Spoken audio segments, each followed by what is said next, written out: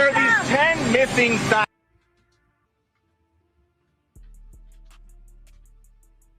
Breaking news. Look, it doesn't take a rocket scientist to realize that a bunch of rocket scientists are missing.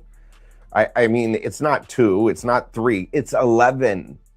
11 scientists connected to aerospace, defense, and advanced research or UAP phenomenon dead or missing under questionable circumstances.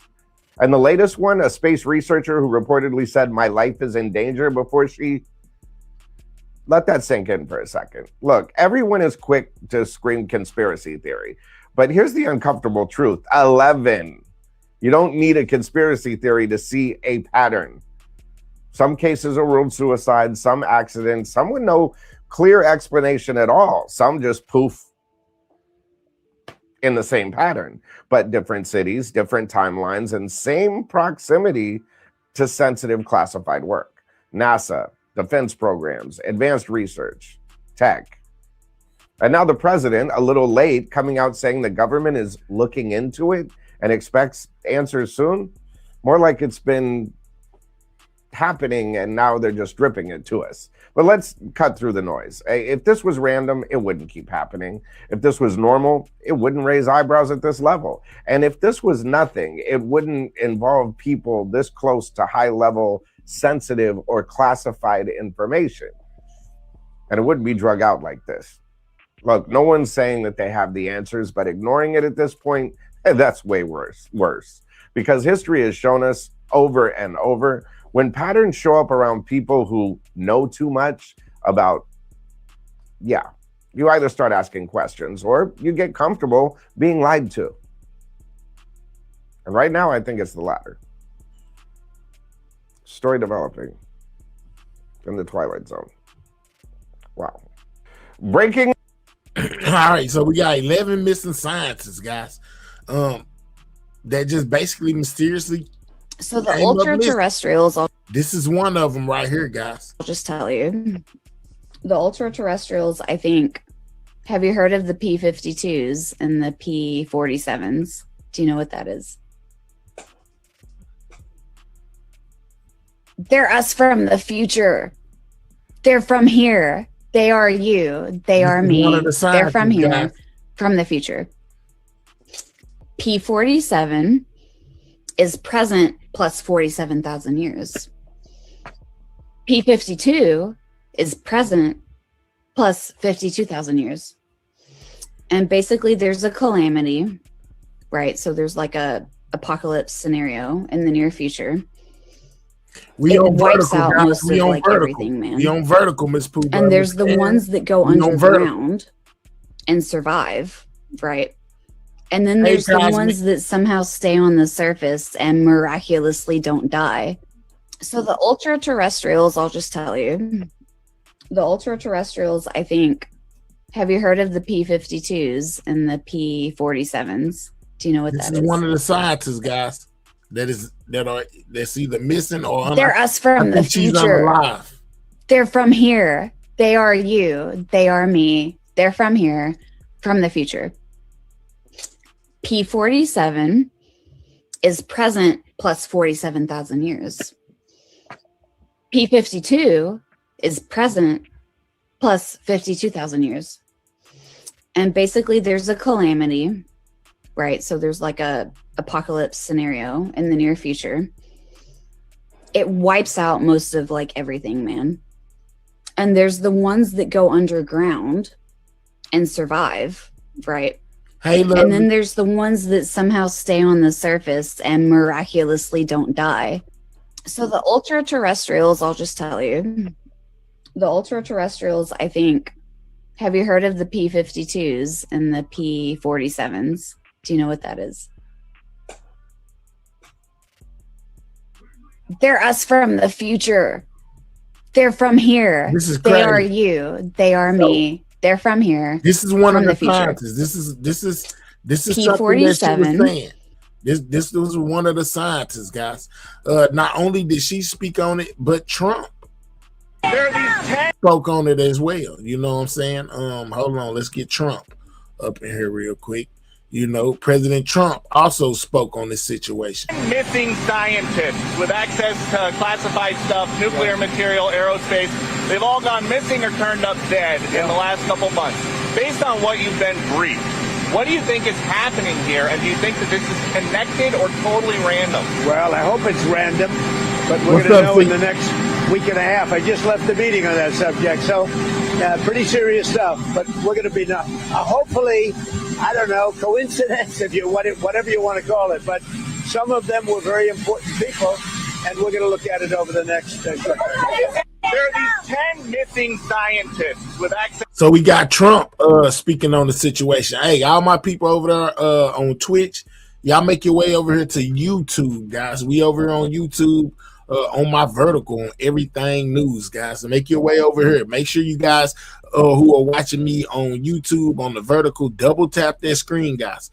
Double tap the screen, get the likes up. You know what I'm saying? Matter of fact, I'm gonna leave it up over there. Don't worry about it. You know what I'm saying? But make sure if you're on YouTube, you're double tapping that screen. That's how you hit the like button if you're on the mobile device. Classified stuff, nuclear material, aerospace. They've all gone missing or turned up dead. This is what Trump had to say about it. Based on what you've been briefed, what do you think is happening here? And do you think that this is connected or totally random? Well, I hope it's random, but we're going to know in the next week and a half. I just left the meeting on that subject, so pretty serious stuff. But we're going to be hopefully, I don't know, coincidence, if you whatever you want to call it. But some of them were very important people, and we're going to look at it over the next. All right. Missing scientists. All right. So Trump says some of them were very important people, and we're going to look over the situation. But this ain't all, guys. It most definitely made its way. What's up, Lady Swag? What's up, Mr. B? It most definitely made its way to mainstream media as well, man. And there's all kind of politicians and people that are in power that are basically speaking out about this situation with these missing scientists, guys. Check this out. The FBI is going to be spearheading. Cash Patel's telling y'all that the FBI will be spearheading the investigation into the missing and unalive scientists. This is something that's very real. That's very real, guys. The effort collectively with our partners at the Department of Energy and the Department of War. These missing and killed scientists and former professional members of the Department of Energy vary in wide range. And we're working most importantly with our state and local partners who have the jurisdiction on each of these cases, whether they be a homicide or a missing persons case. They have the evidence. So what we're going to do is collectively pull it all into one place. We started this process last week, and then we're going to look for connections, like you said, on whether there are connections to classified access to classified information and or foreign actors. And then we will produce that information to the White House and the world because it's of such great public importance. And if there's any connections that lead to nefarious conduct or conspiracy, this FBI will make the appropriate arrest. Now, that was FBI Director Cash Patel. Cash Patel said they're going to make arrests if need be. At least 11. There's so many theories that go on with this, guy. Scientists were all working in space or nuclear power research or defense, and they've either died or mysteriously disappeared since 2022. House Oversight Committee Chairman James Comer is demanding answers now, sending letters to federal agencies, including the Department of War, Department of Energy. JP said, how does something like this even happen, guys? These are all 11 scientists right here, guys. All 11. And if you remember this face right here, even though she's kind of small, that was the one I was just showing y'all that basically was on her Instagram saying those weird things a while ago. Amy is the one that I just showed y'all speaking. I'll show her again later for the ones that's just now getting here. Make sure you guys are double tapping that screen if you're on a mobile device. That's how you hit the like button. Most definitely share me out, you know, if you don't mind, you know, and subscribe to the channel if you're new. This is everything I have on the 11 missing scientists, guys. It's crazy. And NASA. Joining me now, how do you just go missing? Congressman and House Oversight Committee Chairman James Comer. Mr. Chairman, good to see you. Thanks so much for being here. You say something sinister may be happening here. Tell us why. Yeah. Tell us what you think. Well, I mean, I don't think anyone who's keeping up with this story would think the odds were very good that this is all a coincidence. There could be a lot of reasons behind what's happening. Of course, it could be a coincidence, but what I've learned is in 3 years as chairman of the House Oversight Committee is a lot of these agencies never share information. And you heard Kash Patel say they're just now starting an investigation because it's just now popping up on the radar screen of the average American. But this has been happening for 3 years. And the longer you have to go back to do an investigation, the harder it is to get information. So we're working as a committee. We want to see everything that NASA has, everything the Department of Energy has, everything the Department of War has, and we want to compare notes to see if there's some type of link, if there is something that would suggest that these are consistent with some type of country. Where did they go, guys? Where did they just disappear to? Company that may be trying to do something to disrupt America or to steal our intellectual property with respect to our nuclear program. Yeah, I mean, look, the president the other day made a comment about this, saying that these were all very important top people. What kind of access did they have? They all had different types of access. One was just an administrative assistant. Yeah, they saying some of the scientists are only missing, Miss Fat, but they're also saying that some of the scientists are unalive.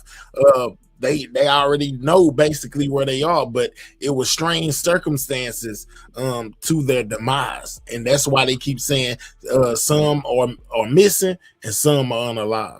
Some were the scientists at the top level and everything in between. Some worked for NASA, some worked for the Department of Energy. So there's a wide range of occupations within the nuclear and space program. There's a wide range of responsibilities and internal knowledge. But at the end of the day, to have that many, 11, that have either died or are missing, it's something that needs to be investigated. Absolutely. And we're taking it very seriously, and I can tell you. And they are taking it to the House committee, guys, to find out what exactly it is that's going on, man. Make sure you guys are double tapping that screen. Let's get the likes up early. Double tap that screen if you're on a mobile device. That's how you hit the like button. Or click the 3 dots in the right-hand corner. Hit that thumbs up, guys. It most definitely helps out the channel. Most definitely subscribe to the channel if you're new.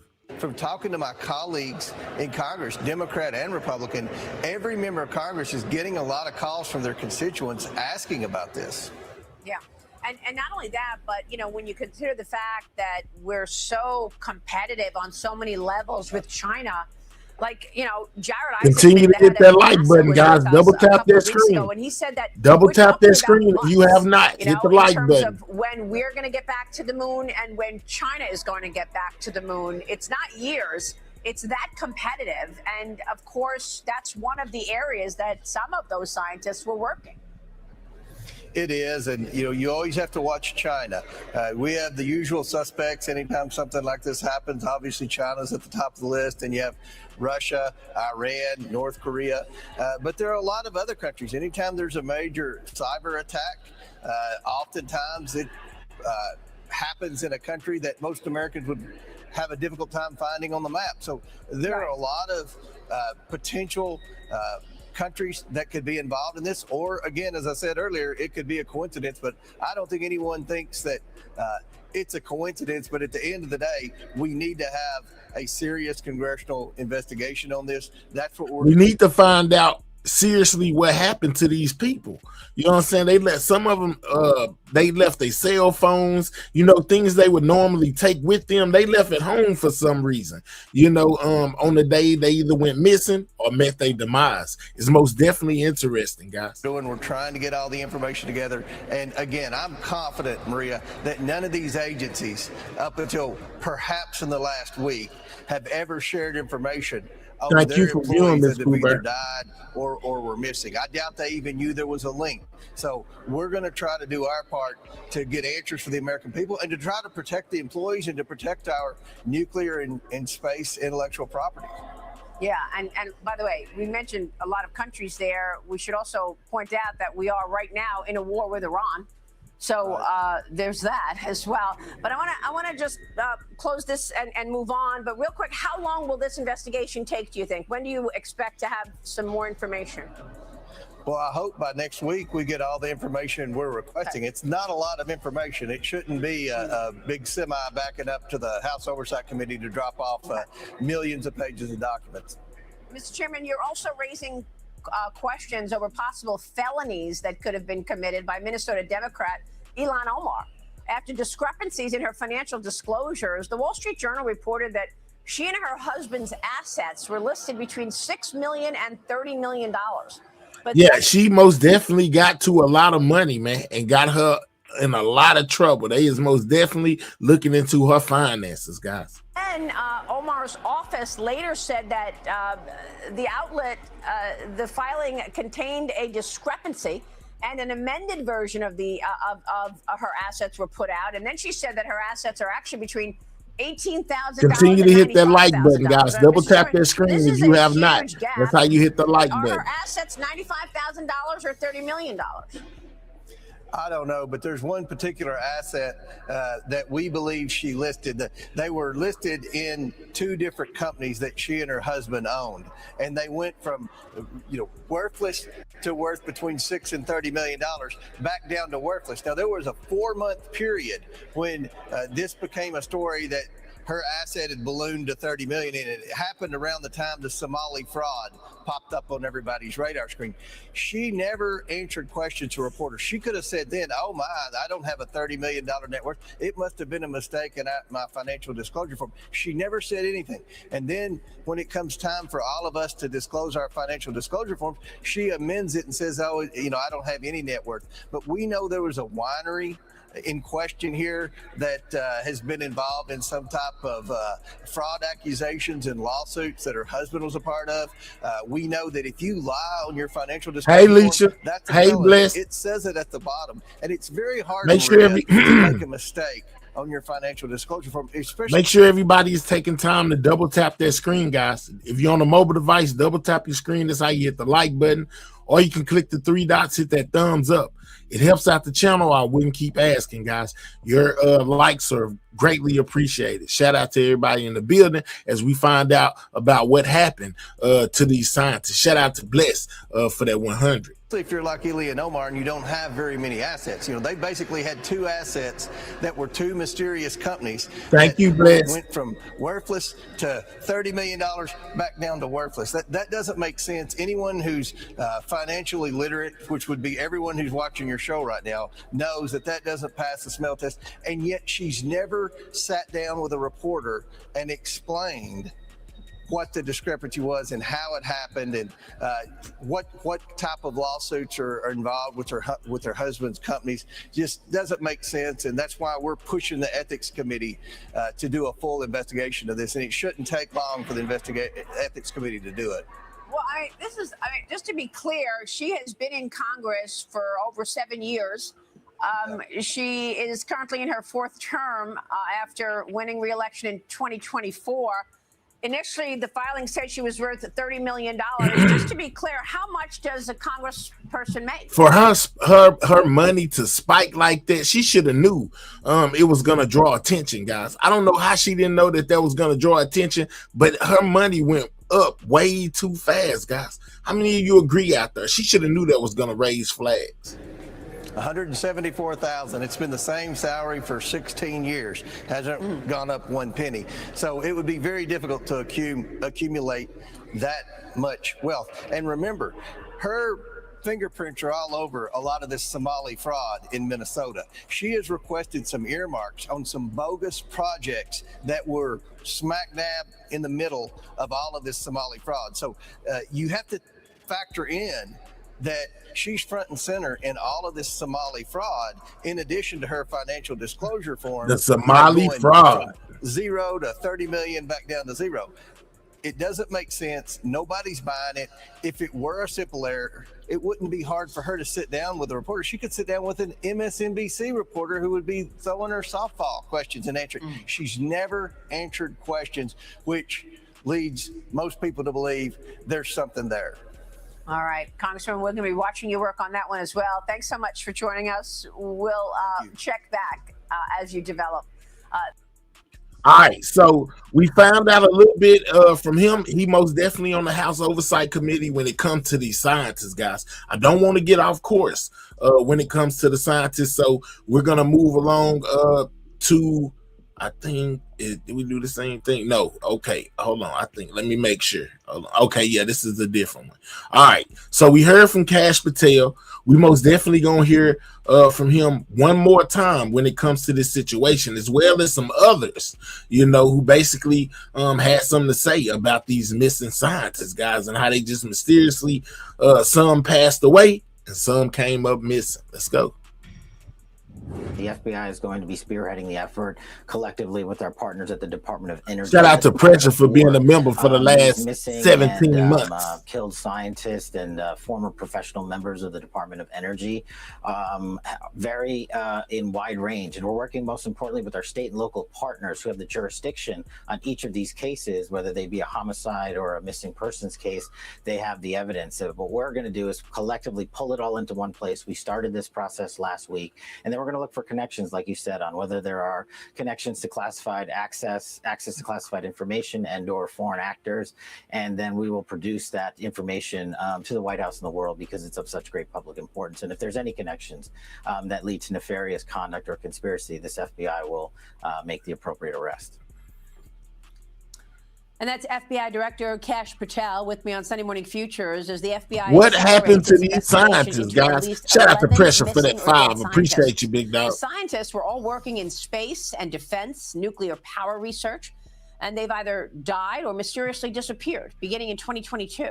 The search is now expanding across multiple federal agencies, including the Department of War, NASA, the FBI, and the Department of Energy. Joining me now with more is Fox News contributor, former FBI special agent. And NASA is involved because some of their employees were some of the scientists that are missing or unalive, guys. And author of the 2 FBIs, The Bravery and Betrayal I Saw in My Time at the Bureau. Nicole Parker is back with us. Nicole, you say probably China. What do you think this is about? 11 scientists either dead or missing, one apparently killing herself, and even though she said she was not suicidal. Shout out to Cut Up Girl for their support. Thank you for that 5. Well, this is extremely complex, and I'm glad that the FBI is looking into this, and I'm very grateful that President Trump and his administration take this extremely seriously. Like President Trump said, this may all be a coincidence. But shout out to Cut Up Girl for being a member for the last 19 months as well, man. Shout out to the love, man. Make sure if you haven't hit that like button, you double tap that screen. That's how you hit the like button.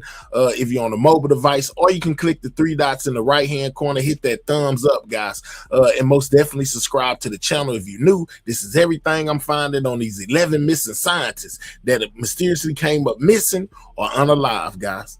It got the attention of NASA, the president, and Congress, guys. They want to know what's going on. One thing that we know about our commander-in-chief, he does not let people mess with American lives, and that is, these U.S. scientists are no exception. So to determine what exactly happened, the FBI will need to dig in with multiple agencies, again, like Kash Patel said, looking in with the local jurisdictions of each of their individual cases and seeing, are there any links, patterns, or signs of foreign intelligence service being involved or espionage. I think it's important to note, Maria, that these scientists were all involved in nuclear weapons, aerospace, defense infrastructure. And why does this matter?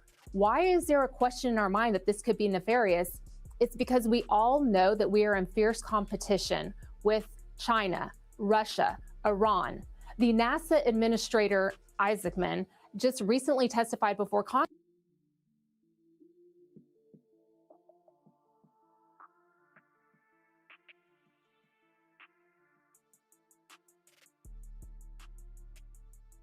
And he said very clearly that the race to getting back to the landing on the moon and even making it to Mars is a very fierce competition with China. And the difference between winning and losing is within months, not years. So there's nothing more that our foreign adversaries would like to see than for us to lose. And there's no question in my mind that they would go to any length necessary to win that space exploration or win in the nuclear weapon department. But again, America, we're not going to tolerate that. And I can tell you that there's no suggested link to say, yes, these are linked. That would be premature and irresponsible to say, but it is smart and wise to look at it.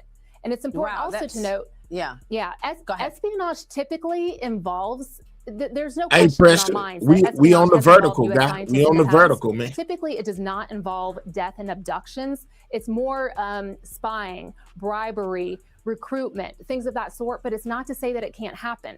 So when you look at the pattern and you see that 5 scientists are missing or vanished, 2 have been murdered at their homes. 1 was an alleged suicide. 2 was unalive. 1 allegedly took their self out. You know what I'm saying? 1 was allegedly a national, they died of a natural cause, such as 1 died of a natural cause. Cardiovascular disease. 1 individual, there was no autopsy performed, but they did not believe that there was foul play. And 1 individual, sadly, was found, after a frozen lake had thawed out, and his body was found 3 months after his disappearance. In a frozen lake. These are important things to look at. And Maria, I have to mention it. Just even yesterday, I was doing research. Another individual who worked out of Huntsville, Alabama for NASA, all of a sudden his Tesla exploded and burned, and his family thought, he had gone missing, and they actually thought that he may have been abducted. So that might be another scientist that they may be adding to the list. But there is a pattern. 3 of these individuals were from NASA's JPL out of California and Pasadena. 2 were out of the 3 NASA scientists. Los Alamos National Lab in New Mexico. 3 Mexican, 3 stationed in Mexico. 1 was from the Kansas City National One from Kansas Lab, City. and 1 was a retired general. And 1's a retired general, guys. I was going to say, what specifically would the FBI be looking at right now to get to the bottom of it? But I want to move on because I don't think we have that information right now. I know the FBI seems like sci-fi should be, but it's real. Officials in Orange County, California right now. They arrested dozens in a major crackdown of the Mexican mafia, they say. Authorities seized nearly 9 pounds of fentanyl, 120 pounds of methamphetamine, 2 pounds of heroin, more than 6 pounds of cocaine, 25 firearms, and they also seized $30,000 in cash, Nicole. Your thoughts on this? This is a very important thing that we crack down on these gangs. It's been a huge problem. And we know that the Mexican Mafia gang is the #1 gang in California. And what makes it interesting or unique is that it's actually run from the prison. The king of the gang is literally operating from the prison with phones that have been smuggled into the prison, contraband, and then they call out their orders from prison. I didn't ask you what you could hear, man. I didn't ask you if you could hear something. I can hear it too. I hope you can. All right, yeah, we hear. What's up, Rose? What's up, Pressure? Yeah, man, these 11 missing scientists. They're also talking about a narcotics bust right now. To those on the outside, this includes things like robberies, extortions, murders, illegal gambling, drug trafficking, things that are extremely dangerous. And I think it's important to note that they did seize 120, I believe, pounds of meth, 8 pounds of fentanyl. Like you said, over $30,000 in cash, 25 firearms. This is what making America safe looks like. Take the violence, take the gangs off of the street, and let's get back to being safe. And California, we know, needs help from the feds because, they have different policies that don't always allow this to happen. But we do have to give credit to the Santa Ana Police Department and the local jurisdictions and other federal agencies that work with the FBI. We all know that the FBI cannot do the job alone. This is all hands on deck, and the locals certainly deserve several of the accolades for this takedown. All right, Nicole, thank you. Great. All right, she kind of got off topic, but we most definitely sticking to the topic of these 11 missing scientists, guys. All right, let's go. Let's go here. More on the scientists, whether guys. Coincidence or conspiracy. There's a high possibility that something sinister is taking place here. The deaths and disappearances of about a dozen people who are either scientists or worked with scientists with access to sensitive national security information has gone from a fringe talker to a federal investigation. What do you think your dad would say if he knew that there was an investigation like this? I just know he is rolling one of in the his daughters grave, of one of the knowing that his name is unalive. going around being involved in something like this. Julia Hicks's father, 59-year-old Michael David Hicks, was named in a letter from the Republican-led House Oversight Committee calling for the FBI, NASA, Department of Energy, and Department of Defense to investigate possible connections among cases including his, because he worked at the NASA Jet Propulsion Laboratory on projects working to deflect near-Earth asteroids, and his obituary didn't state a cause of death. Julia Hicks was the one. This is crazy that this is actually real, guys, but it's most definitely happening right here in the United States, man. 11 scientists missing or unalive. Who found her father when he died. He had underlying medical conditions for years and years and years. And when he passed away, I knew why. There was no need for an autopsy for me. But the House Oversight Committee chair, Republican James Comer, thinks there's more to the story. It's very unlikely that this is a coincidence. So Congress is very concerned about this. Our committee is making this one of our priorities now because we view this as a national security threat. President Trump called the matter pretty serious stuff. I hope it's random, but some of them were very important people, and we're going to look at it. The cases sparking speculation date back to 2020. There she go again. When she was given what I just showed y'all from Instagram. This is on the news. This is from April. This says April 20th, 2020. She most definitely unalive. She most definitely passed away.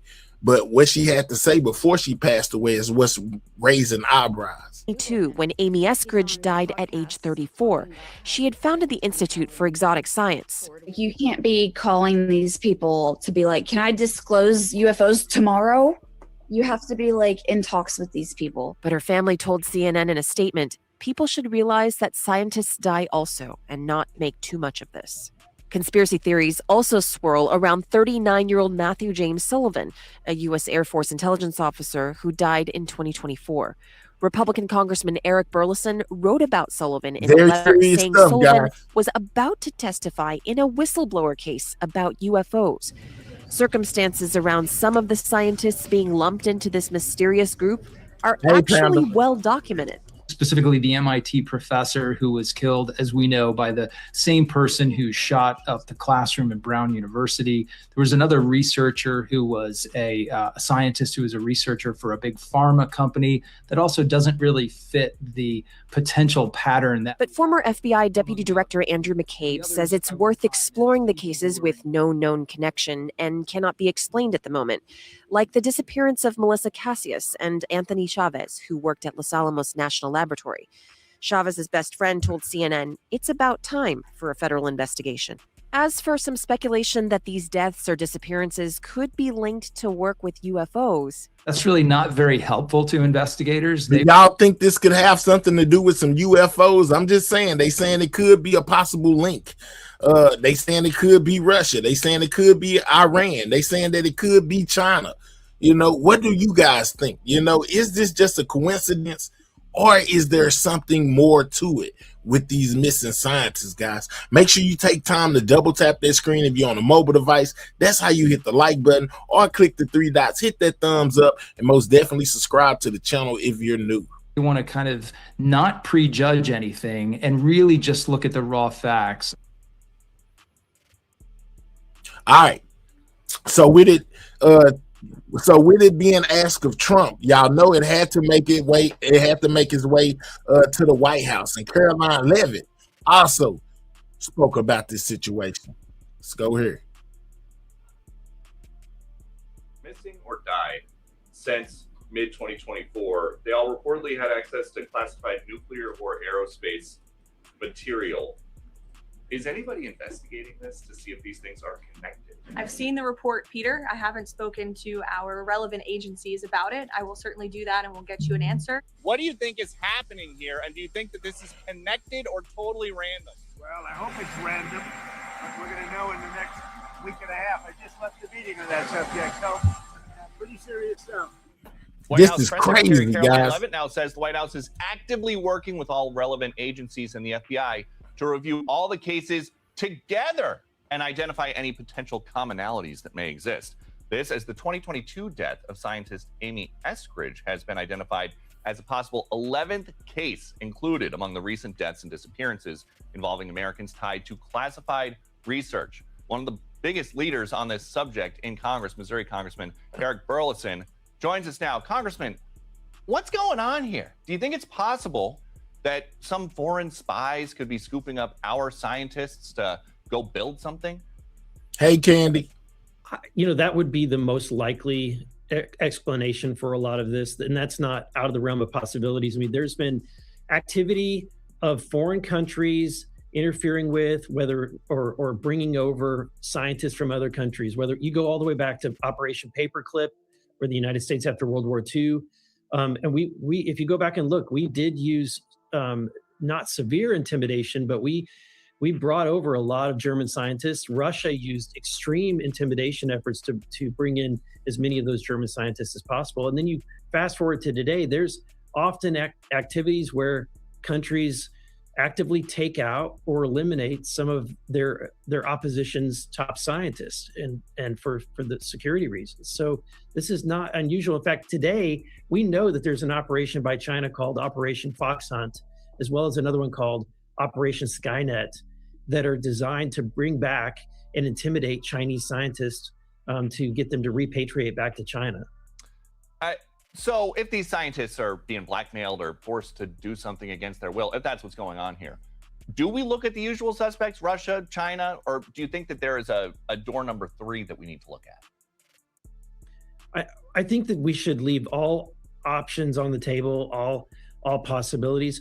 When you look at these 11 scientists, there's some outliers, certainly, but each one has a very mysterious and unique case. I think Amy Eskridge, her case is somewhat of an outlier, but it's worth investigating. I mean, we had Michael Schellenberger come to our hearing back in 2024, and in his testimony, he provided information from a researcher, Frank Milburn, who was a retired UK intelligence official, who Amy had reached out to and asked to investigate some of the harassment, some of the weird things that were happening with her. And he determined that she was the victim of a directed energy weapon and that she was likely murdered by a U.S. aerospace company. So those are pretty heavy claims that Schellenberger Is this not crazy, guys? Now, is this not crazy?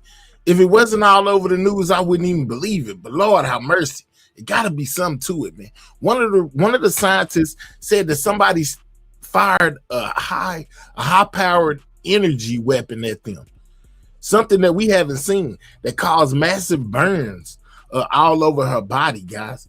This is something out of a comic book or something. You know, it seems science fiction, but it's real. Outside of that, I think what's really interesting and should be focused on, the investigation should be focused on, are the 5 people who really just walked up and left their home. I mean, who does that today? Who leaves their keys, their glasses, their cell phones, and just walks out of their home?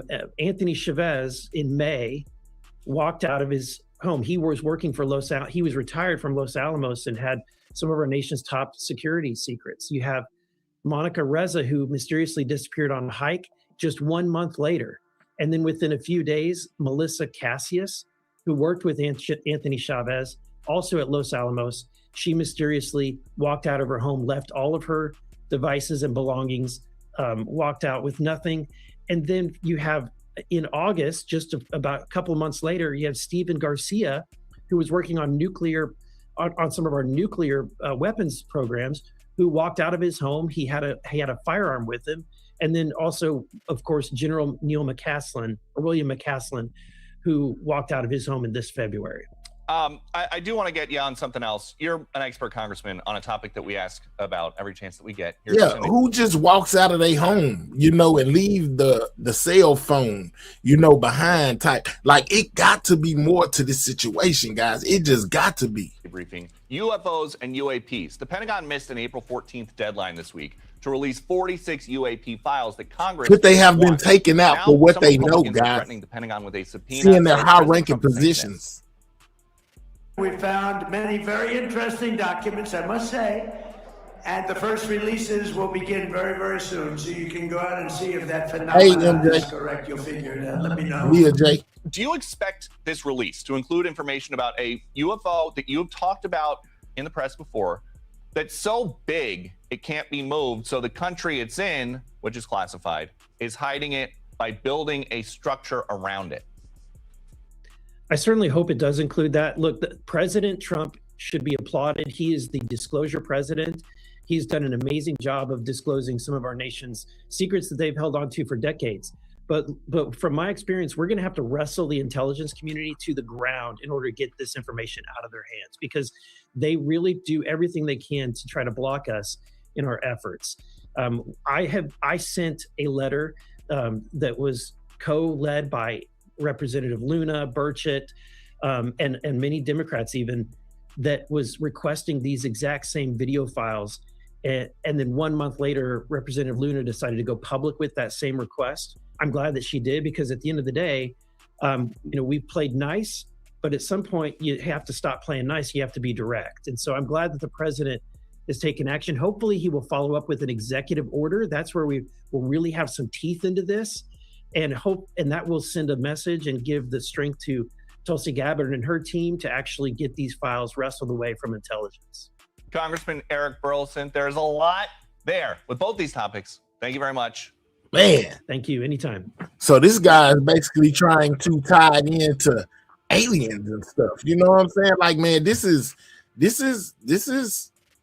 sort of like a big deal, guys. You know what I'm saying? To me, this is like a big deal. Okay, let's go to the next thing where they're talking about the missing scientists. Let's go here, guys.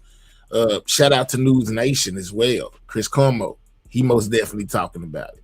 This week, the FBI announced that it is now investigating a string of mysterious deaths and disappearances involving top U.S. scientists over the past several years.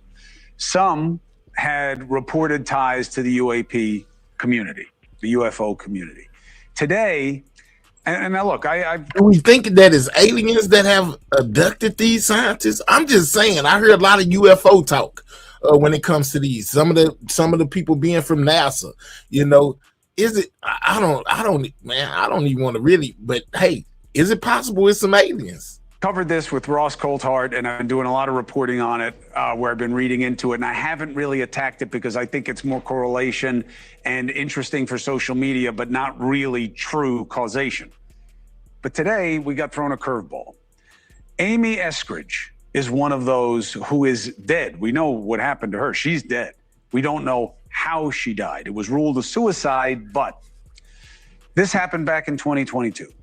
She'd been working on anti-gravity technology, allegedly sent alarming text messages to a friend just a month before her suicide. Now listen, these were this is her right here. I think this is the one that got hit with the high-powered energy weapon, if I'm not mistaken, allegedly. Kinds of messages. If you see any report that I killed myself, I didn't. If you see any report that I overdosed, she left. I didn't. She continued. This is the note she left, guys. Before she basically came up unalive, she left a note saying, "Hey, I didn't do it to myself. Somebody did it to me." The kinds of messages. If you see any report that I killed myself, I didn't. The same girl if you see any just report watched. that I overdosed, I didn't. She continued. If you see any reports that I shot anybody, I didn't. Now, you could say, okay, maybe she was struggling. These are pictures of her hands. She said that she had been hit with some kind of weird energy weapon. This is the same one, y'all. The same one that was just talking about what she was talking about. Yeah, this is the same one that got hit with the high-powered energy weapon. Something that we have never seen, and it left her with burns on her hands and arms, guys. Yeah, so it could most definitely be something that's going on. Make sure y'all double tapping that screen, man. Most definitely double tap that screen if you're on a mobile device. That's how you hit the like button, or click the 3 dots. Hit that thumbs up. It helps out the channel, man. This is crazy. Make sure you subscribe if you're new. Ray device, and her hands were red. Her window had weird marks on it. News Nation has been digging on this. We talked to the person who says that he got sent these texts, and he is a former intelligence official. But her father and her family says sometimes scientists just die. They kill themselves like our daughter did. They don't believe it was suspicious. Given her claims of harassment and those texts, is that why the FBI is looking into it? Let's ask former FBI special agent in charge of the Tucson office, Andrew Black. This is a weird one. How many times do you have people that leave notes like that mysteriously come up unalive, and they basically telling you, hey, if something happened to me, I didn't do it to myself. Somebody basically did it to me. I don't know who she could have been getting threats from or something like that, but she was most definitely hip to what was going on, guys. And she wrote she sent out text messages about it. Her family don't want to end up like her, so of course they know nothing and seen nothing. Let's go. Good perspective right there. I like that. Good perspective. There's no alien kidnappings. Nobody in the U.S. Take their own people to hide everything from the public. All right. In the 1960s, there was a TV show called The Invaders. Watch it. They said it could give us some insight. She probably told her family, "Don't say nothing, or you're next." Maybe so. It's most definitely possible. But let's continue. And now, look, some of them, I get why someone with your sophistication will say this is tantalizing journalistically, but not forensically, not investigatively. But this is weird, these messages right before it happens. Yeah, Chris, you're right. This is something you'd expect to see in a Hollywood movie or in a novel. You know, and take into account the type of work that Amy was involved in, anti-gravity technology. The stakes are very high as to national security purposes on what she was working on. The fact that her parents may feel that she did commit suicide doesn't mean the other things she reported weren't true. And maybe these things contributed to her taking her life. We don't know. And that's why it's great the FBI is investigating this at this point. But she was very specific that she felt she was being followed, stalked. She had evidence that someone had broken into her residence and gone through her personal belongings. And she told friends that she feared for her life. Oddly is this allegation that she was a victim of directed weapon energy. That's a rare thing, but also just adds more intrigue to this story. How capable are the investigators to tell the difference between a suicide and being shot? You know, there are forensic techniques that the coroner's office can draw on, the FBI can draw on. The FBI's partnered here with the Department of Energy, NASA, and the Department of Defense. They're going to sift through all this. They're going to talk to people who were closest to Amy on this to kind of form a picture of her mental state and what she was going through. They'll probably can do some analysis of the photo you're showing right now of the burns on her hands. That is an indication of a microwave pulse. It could be. But they are capable of getting a lot of information post-mortem through an autopsy.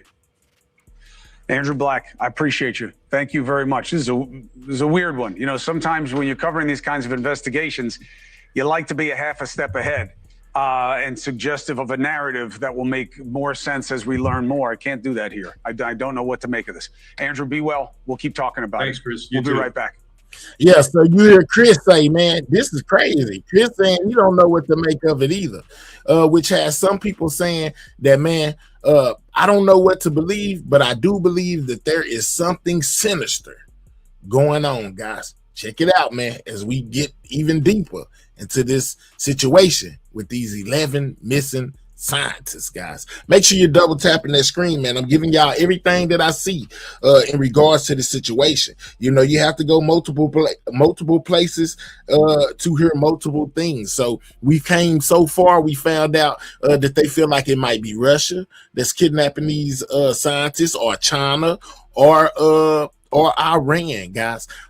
We most definitely, and some even say it might be aliens, man. Whichever one you choose to believe is up to you, but there is a lot of narratives out there, guys. But one thing that's a fact is that there is something sinister going on. As many as 11 scientists working on UFO or nuclear power research have either died or mysteriously disappeared since 2022. Many reportedly held high-level security clearances and access to sensitive information. The White House is now looking into whether these cases could be connected. Lawmakers, including members of the House Oversight Committee, are calling for answers. Congressman James Comer is here with a Fox and Friends exclusive to tell us more. Congressman, thank you so much for joining us this morning. This congressman is everywhere, guys. He want to know what's going on. Hope you're calling for hearings, but you say this is more than just a tragic mystery. This could be a national security concern. Explain. Yeah, when I first heard about this, I thought, well, that can't be true. That sounds like some kind of crazy conspiracy theory. But once you see the facts, it would suggest that something sinister could be happening, and it would be a national security concern with 11 mysterious people that were very important to our nuclear program all either mysteriously die or turn up missing, that's a national security concern. So we've put notice out to the Department of War, to the FBI, to NASA, to the Department of Energy, that we want to know everything that they know about what happened with these scientists, because those 4 agencies were predominantly the agencies that those 11 individuals were affiliated with. And we want to try to piece this together. And we hope that if there are people that know any information about what's happened to these people, if they know anything, they'll come forward to the Oversight Committee, because we want to use our position, our bully pulpit, so to speak, to try to make sure that every American understands this, and that anyone that's affiliated with our nuclear program in America can be on alert, because this is something that could be very serious. We know there are many countries around the world that would love to have our knowledge and nuclear capabilities, and these are the people that were at the forefront of it, and they're either dead or missing. Which countries are you looking at?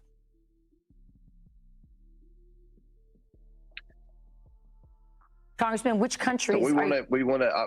Yeah, go ahead. Which countries are you looking at? Which countries are you looking at? China, Russia, and Iran. Congressman, can you hear me? Oh wow, guys! Oh wow! I think they're interfering with his sound, guys. I think they were interfering with his sound. They didn't want him to tell what countries he was looking at. We're going to come right back to this. That's crazy. crazy. We're back with Congressman James Comer. Congressman, I think we got you back here. So let's pick up. We're talking about the scientists who are missing. You sent letters to several agencies: Pete Hegseth, FBI, Chris Wright at Energy, and Isaacman at NASA. First of all, why letters? Why not just bring them in and let's get these answers right away? Well, we plan on bringing them in. We want to do everything we can to see if there's anything that they would determine would be classified.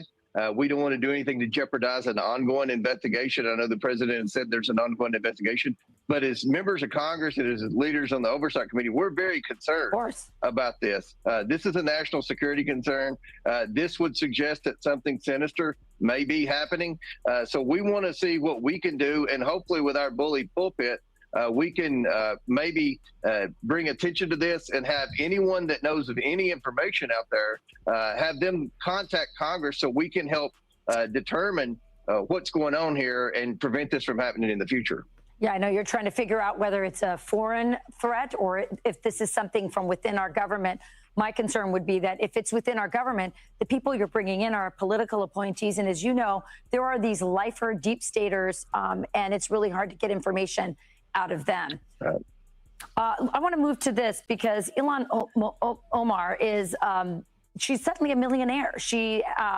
Her disclosures show 6 million and 30 million filed, previously amended to 18,000 and to 95,000. Well, they is on. What is going on here? They is on her. Can we expect? They want to know where see she got that money some from, sort how of, she became a millionaire. Consequences for her. Yeah, I've been waiting for this financial disclosure form. Every member of Congress has to disclose their annual financial disclosure form, I think by May the 1st. So right now is the time that she would be filing her form. And, you know, between 2 years ago and last year, it jumped up $30 million just out of the blue. So and of course, once we began, what makes you think it's a conspiracy, my guy? You got the president talking about it. You got the news people talking about it. You got a lot of people that's talking about these 11 scientists. You know, what make you think it's a stupid conspiracy? Where are they, my guy? It seems like you know. Some are just missing. Where are they? Let us know, Hope, in peace, so we can stop the stupid conspiracies. You know, where are they? Where are the missing ones? You know what I'm saying? And what happened to that lady right there that say she got hit with that high-powered energy weapon that basically said, hey, I'm not gonna unalive myself. I'm not gonna unalive anybody else. And then she mysteriously winds up passed away, you know, and they trying to say she did it to herself when she clearly wrote a note or sent a text message saying, hey, I wouldn't ever do that. Somebody said the CIA. Send her back in a box. Lord, have mercy. Don't do it. The investigation with the Somali fraud in Minnesota, within the welfare programs, she became a person of interest in the entire investigation because she's a leader, obviously, in the Somali community. There's no question that there is rampant Somali fraud. And thank goodness we have Vice President J.D. Vance and his task force up there right now going through and making arrests and putting people out of business that are defrauding the government. So we had questions about how her net worth jumped that much. She never said a word. For 7 or 8 months, she kept quiet. She wouldn't answer reporters' questions. And then all of a sudden, she fills out her financial disclosure form and says, oh, I made a mistake. From my net worth being between $6 million and $30 million to now it's worth less than $100,000. Yeah. Why didn't she say that 6 months ago? Why didn't she say that 3 months ago or 3 weeks ago? That's the question that every media outlet should be asking her. So we fully expect the ethics committee to dive into this. I've been pushing the ethics committee, which is the committee tasked with investigating members for misconduct. We're not supposed to do that on the Oversight Committee, but because she's a person of interest in the Somali fraud, I've been trying to get that. But now that this financial disclosure form has been changed, I think the Ethics Committee has a lot of questions for her, and we're going to continue to push them to make sure that quick, she has to answer them. Really quick, because I only have a couple seconds left, but Rising Star, Brandon Gill, a congressman that you know well, has said we can bypass all of this because her naturalization status, her immigration status is in question. Are you going to dig into that? Because if there's a problem there, she's just out of Congress. Yeah, we all know the situation with the brother. Brandon Gill is a superstar. You're absolutely right. And we're doing everything we can to determine if Ilhan Omar's committed any crimes. Yeah, her naturalization is based on her father's status, and her father's status is very sketchy. So hopefully you guys will look into that as well. Congressman, thank you so much for looking into this. American people are very concerned about both of these topics. Hey, everyone. I'm Emily Campagno. I see that they got a lot of interest in whatever her name is. However you say it. They got a lot of interest in her finances, guys. They want to know where she get her money from. But we're most definitely over here on the case of these missing scientists, guys. You know what I'm saying? Where did they go? Let me know. Where did they go? Let's go. Just that something sinister may be happening.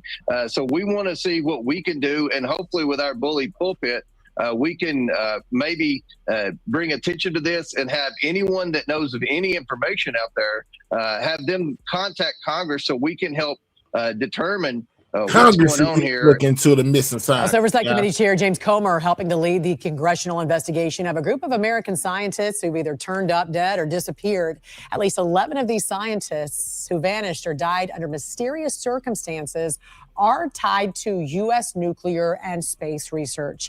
Joining us this morning to discuss is former FBI Special Agent in Charge, Jody Weiss.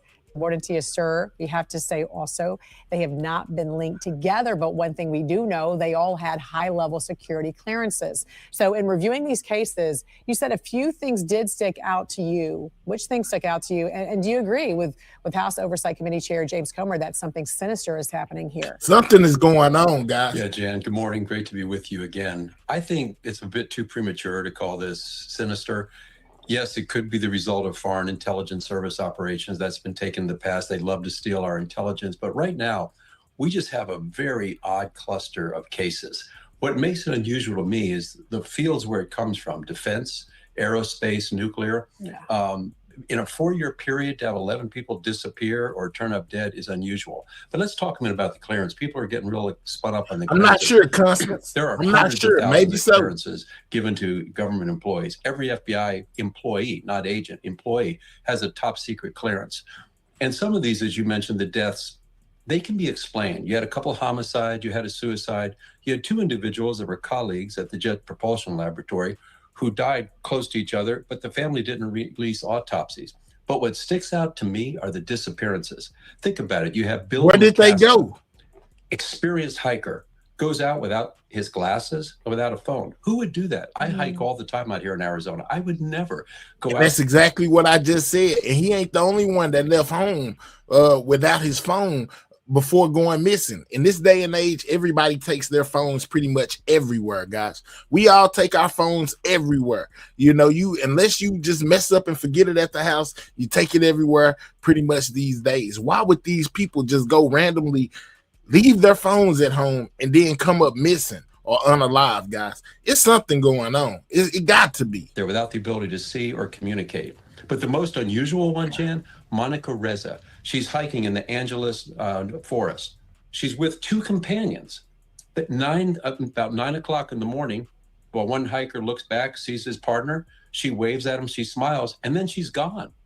So you've got three Where did people. she go? One turns up missing. The Los Angeles Sheriff's Department dispatches helicopters, dogs, ground teams, and they can't find her. So that is really unusual to me. So I'm so happy that the United States government is investigating this. They've got to look for patterns. They've got to see if there's any commonalities between this, finances, health, threats, and hopefully we'll have an answer in the near time. But what an odd group of cases. Yeah, especially the one with Monica. I'm telling you, Mia, because he did see her this is and like claimed he science saw her, fiction in and real you would life. think there would be some type of a body that would have been found by now. Jody, I also want to ask you very quickly about some of the developments involving the Nancy Guthrie disappearance case. We got a little bit Investigators of right Nancy now are Guthrie, looking guys. at new evidence.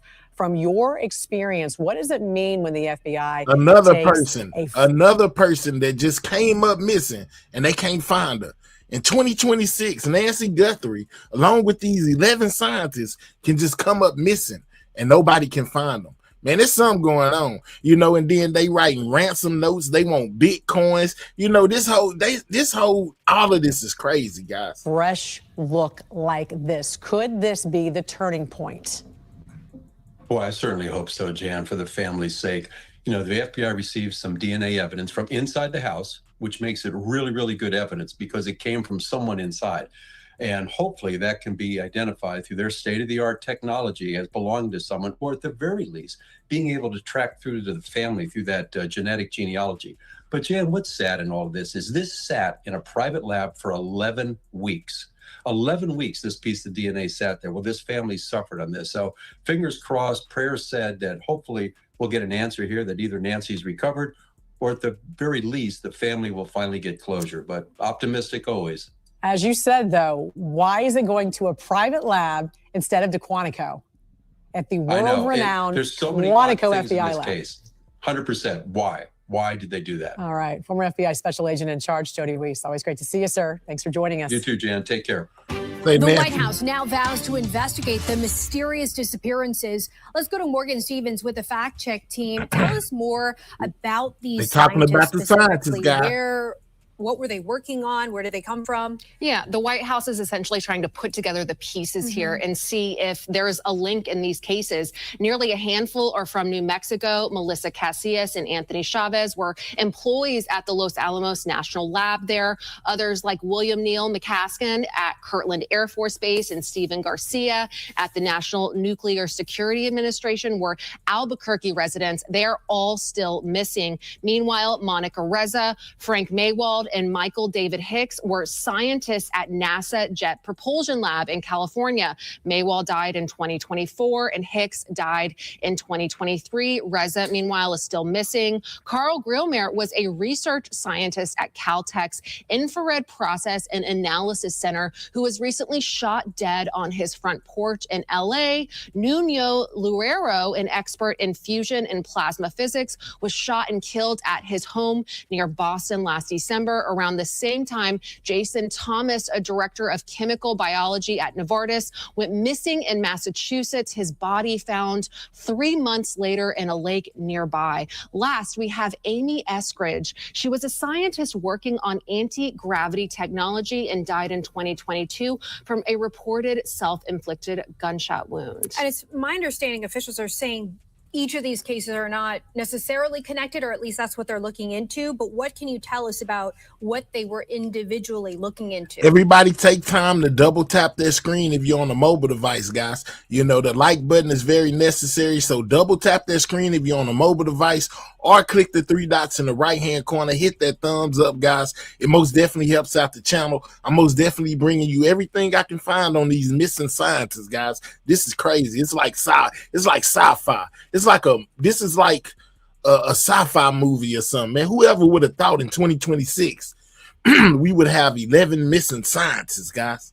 And the government's talking about it. They want to be called. The House committee want to talk to people who knew these people, you know, to try to find out what happened to them. This is definitely real.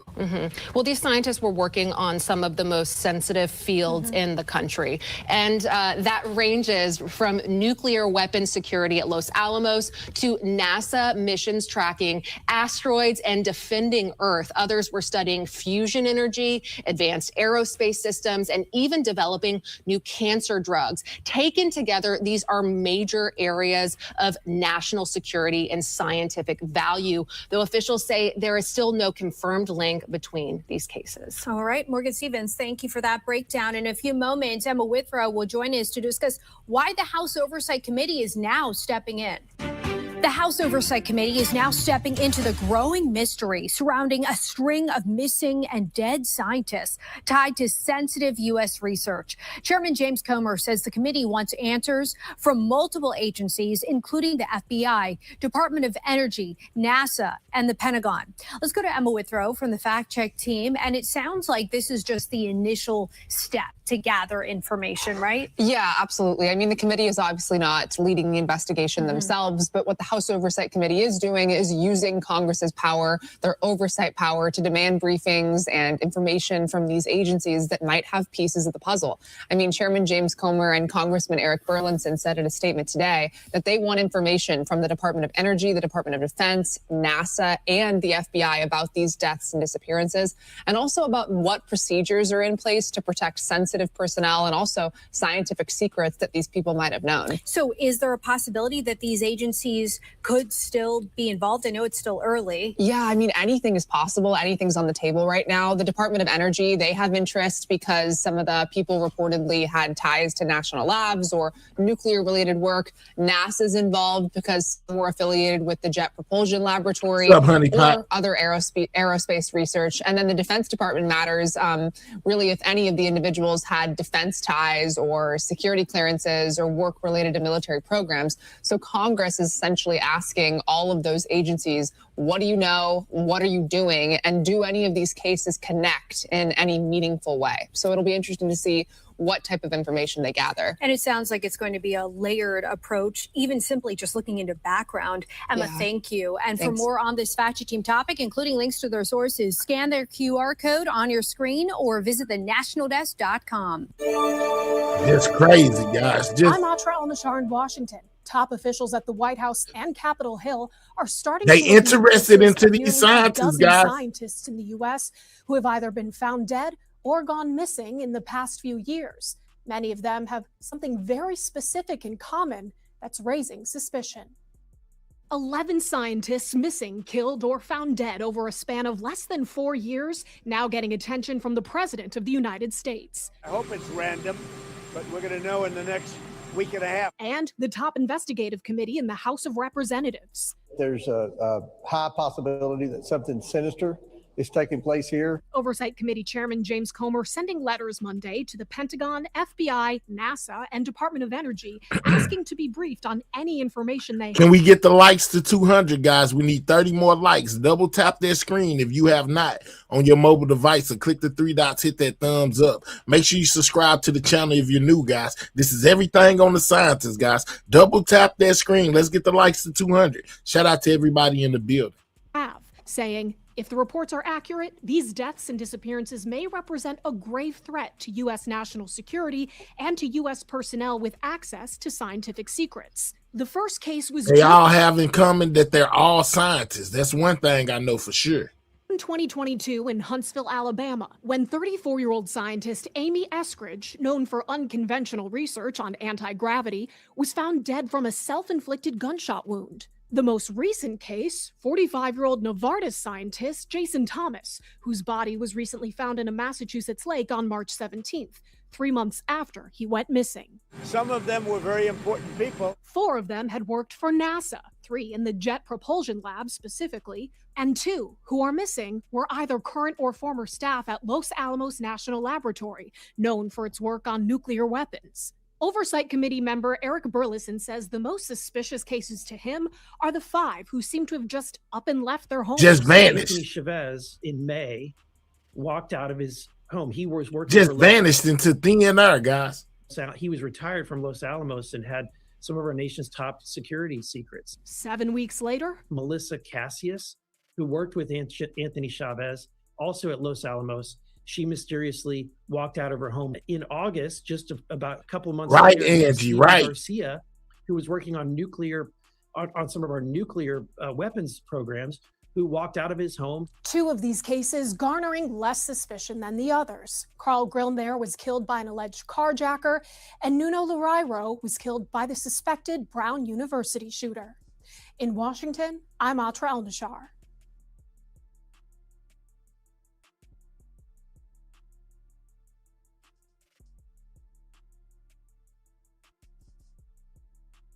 Yeah, it is crazy, but everybody is talking about it, guys. Even some of the top, some of our top people, you know, are even talking about it. Hold on real quick. Let's go. Let me find where it's at. Give me 1 second.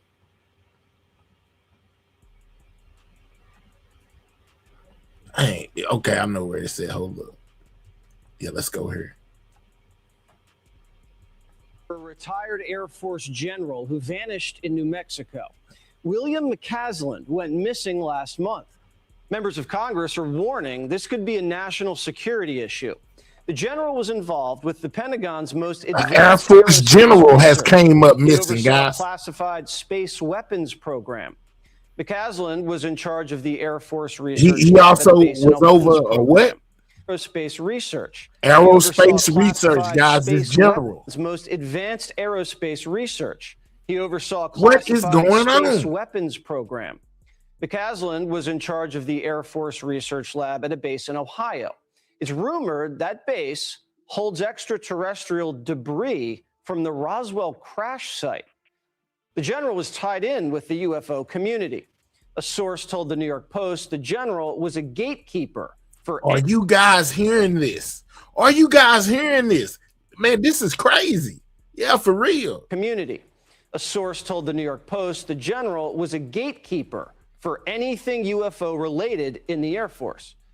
He retired due to mental fog, but investigators say he's still highly intelligent and capable. McCaslin was an avid hiker. His wife last saw him leaving with a backpack and a .38 revolver. No phone, no glasses. He disappeared 6 days right after Trump announced he was releasing the UFO. No phone, no glasses. .38 revolver. No phone, no glasses. Just like the other ones. And a .38 revolver. No phone, just no like glasses. the other ones. He disappeared 6 days right after Trump announced he was releasing the UFO files. And he's not the only one. 8 months before the general vanished, a rocket scientist who worked under him years ago also went missing. She was hiking in California with 2 other people. They saw her smiling. Coincidence or something sinister, guys, as you hear the reports of others who work in aerospace coming up missing.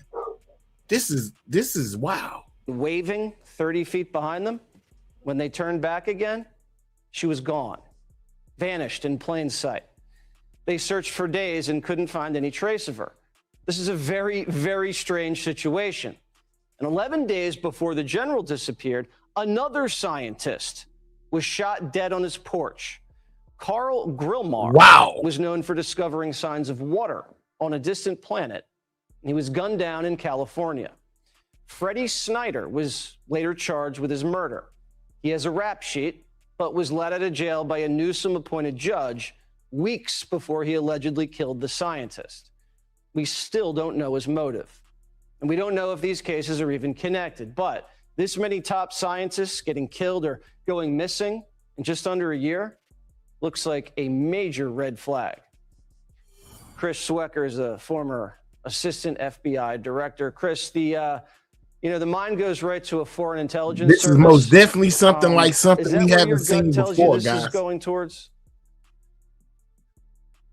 Well, yeah, it is, Jesse. I mean, I understand the UFO angle has a lot of interest, and people love to kind of dabble in that area with their theories. But if you look at these two, they were both involved in very, very sensitive rocket propulsion programs associated with missiles and space travel. And there was one particular piece of technology, a certain type of metal that really liberated us from having to rely on Russian Soviet technology back in the day. So it's really sensitive stuff, and I'm not a big believer in coincidences. So, if I were heading up the FBI field office or the FBI right now, I would have a full team on this one just to make sure. I mean, I'd look at everything, dissect their lives, and just see if there's any connection to some hostile foreign intelligence service. They want that information. They've been working to get it for years and years. India, Pakistan, even some of our friends are trying to get that type of technology from us, and they'd stop at nothing to get it. Yeah, we did hear reports that the UFOs that were recovered are being exploited to, I guess, take advantage of whatever technology that's so advanced so we could apply that to our military. And there's kind of an arms race. Who could ramp up this UFO technology the fastest? Would that be a motive, and also a financial motive too? Well, I mean, the motivation to get your hands on that technology cuts both ways. They would like to socially engineer their way into it, get it that way, get it through some sort of. So listen, y'all, you know what I'm saying? Breaking news. I got some extra for y'all when it comes to this situation. There are now 2 more scientists linked to this entire situation with these 11 scientists that are either missing or unalive already. So we got 2 more that's linked to this as well. Man, double tap that screen if you have not. That's how you hit the like button, or click the 3 dots, hit that thumbs up, guys. Most definitely subscribe to the channel if you're new. You don't want to miss this. Hit that subscribe button. Other methods that they use are getting into our military bases with plants, and in some cases they'll compromise a scientist, and that can lead to problems. Of course, to lead to problems. But he left with a .38 caliber weapon and a backpack, and no wallet, no phone. So you wonder what he was really up to here. Did he anticipate not coming back? No wallet, no phone, and what was he doing with the .38 caliber weapon? So you wonder if he was, if he had been compromised and he was going to, take the extreme measures to deal with it himself. Yeah, have you ever heard of situations where foreign scientists are abducted and then, tortured for intelligence? Yeah, there are examples of that. Most of them we haven't heard about. They're classified. But the Israelis have done this with the nuclear scientists with hostile services that they've been very proactive in that area. We've taken a few of them out. That they have, maybe with our assistance, maybe not. And it wouldn't be the first time. It happened during World War II. We were targeting German scientists. They were targeting ours. And that's where that whole, the whole aura around espionage sort of sprung up. All the James Bond stuff around nuclear. Maybe not meant to be, but this is most definitely strange. All of the weaponry that can come out of that through missile technology. And you're ruling out this was an alien abduction. You're ruling that out? I'm not sure if you're a believer, Chris. I'm not going to go there, Jesse. I'll leave that to the people that love to delve in that area. We're going to leave that to other people. We just we hope we can crack this case. It's serious stuff. Chris, thank you as always. Be sure to like and subscribe for all the Fox. All right. So let's get to this breaking news with the 2 brand new scientists that can be linked to all of this. Let's go. Hold up. Check this out. 2 more people are linked to the mysterious web of dead or missing American scientists and researchers, bringing the total number to 13. The FBI is now reviewing the death of NASA nuclear engineer Joshua LeBlanc. Most definitely not circus news, my guy. Even though it may not be your brand of entertainment, this is very informative news, my guy. Go do your own research. We just bringing it to the light that there are 11 and now possibly 13 missing U.S. scientists, you know, that are missing or unalive just mysteriously. Some went on hikes, left their phones at home, never came back. Some, the one lady that we seen, she basically sent out messages to warn people that if anything were to happen to her, she would never do it to herself. A couple of days later, she mysteriously passes away, and they try to say she did it to herself. Who was killed in a fiery car crash last July after he went missing without his phone and wallet. Also under review and newer scrutiny tonight is the death of David Wilcock, a paranormal and UFO researcher and writer whose death was ruled a suicide. A paranormal and UFO, what? UFO, they're going to UFO word again. Of David Wilcock. Is we going to try to say that the aliens are taking our scientists? Paranormal and UFO. Because I done heard UFO about 1,000 times already. Researcher and writer whose death was ruled a suicide. High We're energy. also learning that several scientists from China have also turned up dead too. Join me now is NewsNation national security contributor Tracy Walder. Great to see you. Now they got the China. Some of the people, some of the scientists in China are also missing or unalive. What is going on? Tracy, so let's start with the 13 American cases. Joshua LeBlanc didn't have a phone and a wallet. Very strange. Let's go, Brent. Like some of the others who Make sure you subscribe, Brent. Hit that like button. On top of that fact, all 13 worked in related fields. To a lot of people watching, these may be obvious connections, government work, maybe secret clearances, but no agency that any of them worked for has definitively said that they are connected. So from an investigative perspective, what are we missing here? Well, thank you so much for having me, Katie. I think the key in this case is what they didn't leave their home with, right? You mentioned before that really all of them, particularly the ones that are still, I guess, considered to be missing, all left home without their essential personal effects. So things like keys, wallets, that kind of thing. And so I think that's key. It is true. Most of the agencies have said that none of them were working on that exact same project, but I think they don't have a choice in this investigation to go to all of these agencies and figure out exactly what it was that each of them are doing. And unfortunately, that's going to take some time, which isn't great when you have some people who are still missing. So on that point, the people on the list there's a range of what they did and where they worked. A retired Air Force general, NASA lab director. Is it normal for the government not to know what's happening with such high profile people, or there are enough people working inside these agencies with these types of jobs and security clearances that maybe they wouldn't think twice about something happening to them just in the realm of life after they either left their job or maybe just went out for a walk? I think it's the latter, not the former. So listen, in these agencies and even at the CIA when I worked there, we don't necessarily know always what the other person is doing simply because clearances we have are all compartmentalized, right? And so I think that's part of the problem too, is that they don't all know what they were doing. And the government, quite frankly, doesn't know. The FBI doesn't even have clearance to what some of these individuals are doing. They're going to have to be read into that. And I think that's going to be problematic. So China, of course, is no stranger to having their scientists go missing or disappear or end up dead. The Wuhan lab researcher who was labeled patient zero after the COVID-19 outbreak disappeared, was never found, typical of Chinese Communist Party behavior. But is it possible, we've heard this from a number of congressmen, that there could be a national security implication here, that this could be some kind of tit for tat between the US and China, or is that taking it a step too far?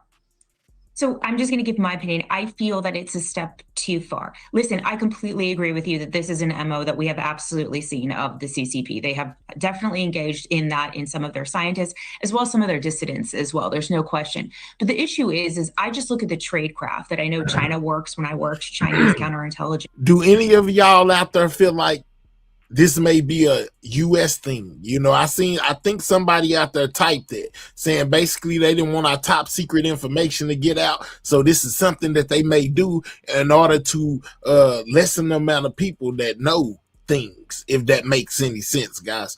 Because we most definitely got people that feel that way, as you'll see here in a second, guys. And when I worked nuclear weapons, I think the issue is What's that's up, not Sleepy? typically how our espionage tradecraft works. We want people alive, and we want people to have access to current information. If you look at McCaslin, you know, he's been retired for quite some time. Right. That's true. Tracy Walder, thanks for joining us. Great to see you. Thank you, Katie. Thank you for watching. Subscribe below and download our News Nation app right now on your phone. All right, guys. So let's get to them feeling like it may just be us doing it to ourselves, guys. You know what I'm saying? They believe that U.S. advisors may have taken out the missing scientists, guys. Yeah, U.S. advisors, what they saying.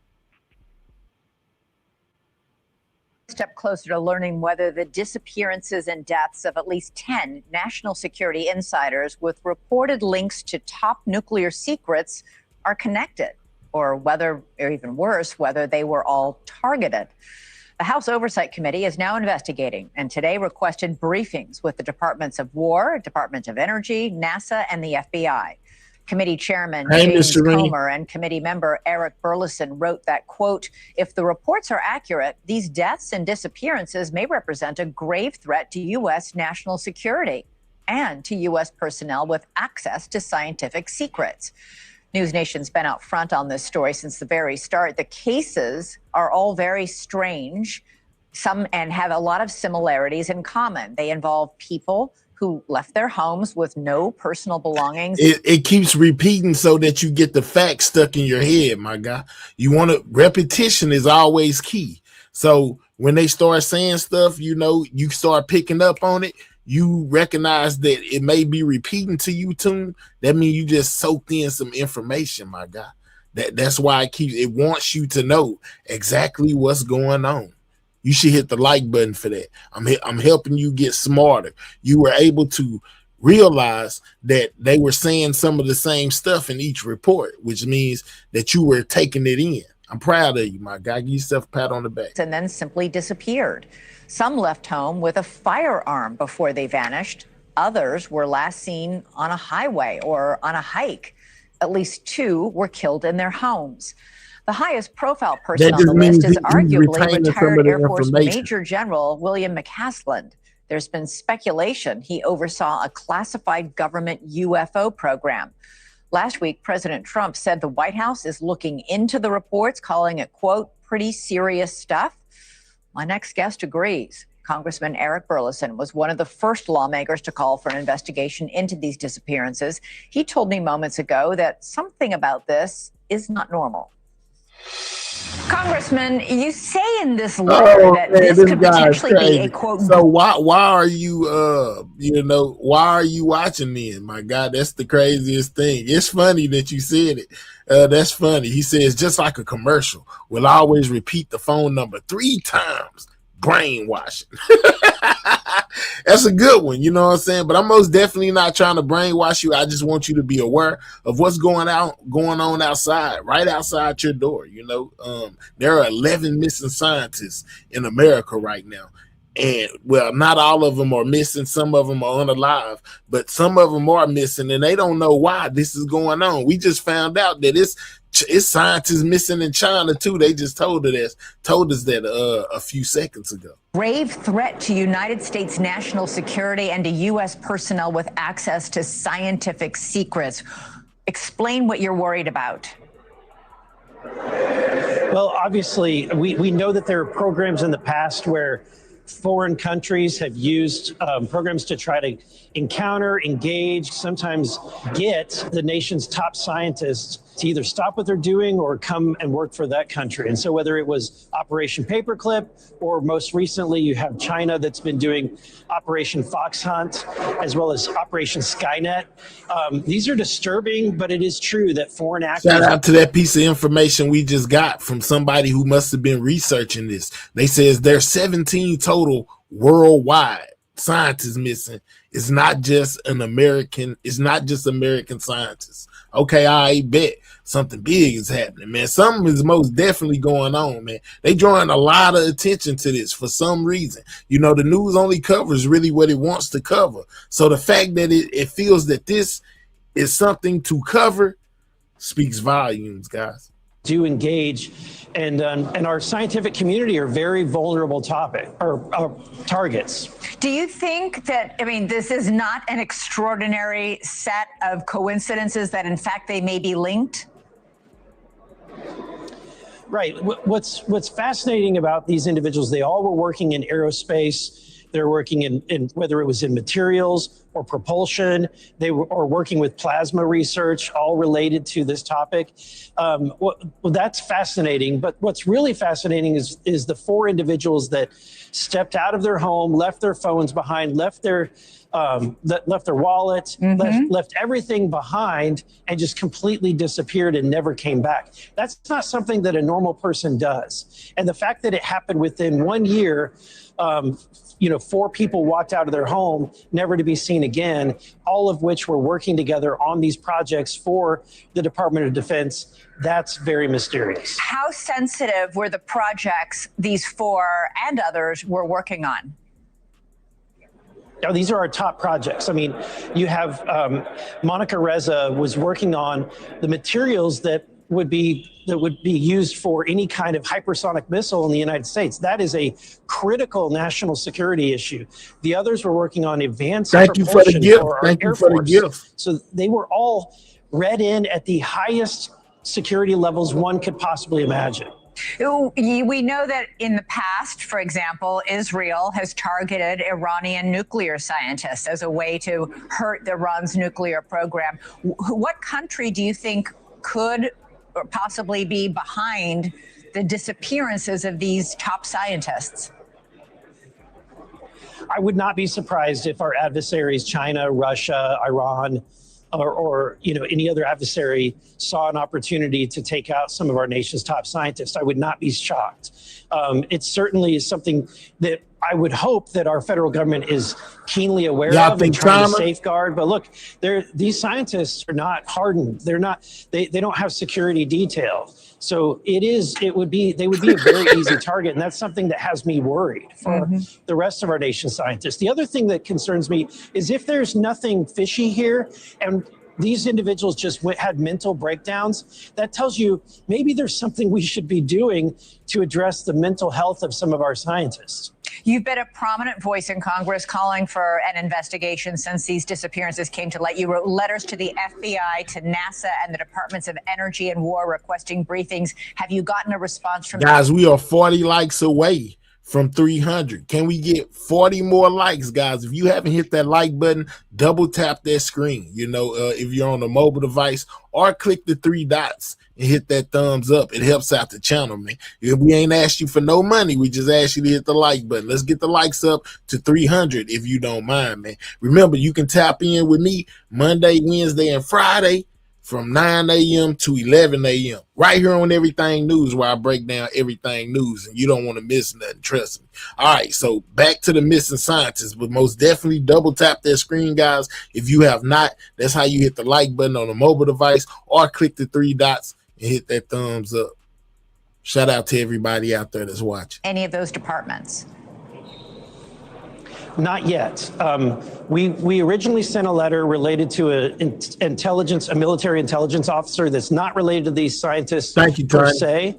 But that is another common topic as well. So we've sent the letters for the scientists. We've also been sending letters for people that we know that were maybe that they weren't a scientist, but they were working alongside these same programs and projects, but they were on the military intelligence side. So we have sent those letters as well, and we're hopeful now that the president is paying attention that we'll start to get some answers. Yeah, the president said late last week that he was looking into this and had directed the White House to look into it. Have you been in touch with President Trump? Have you heard from the White House in any way?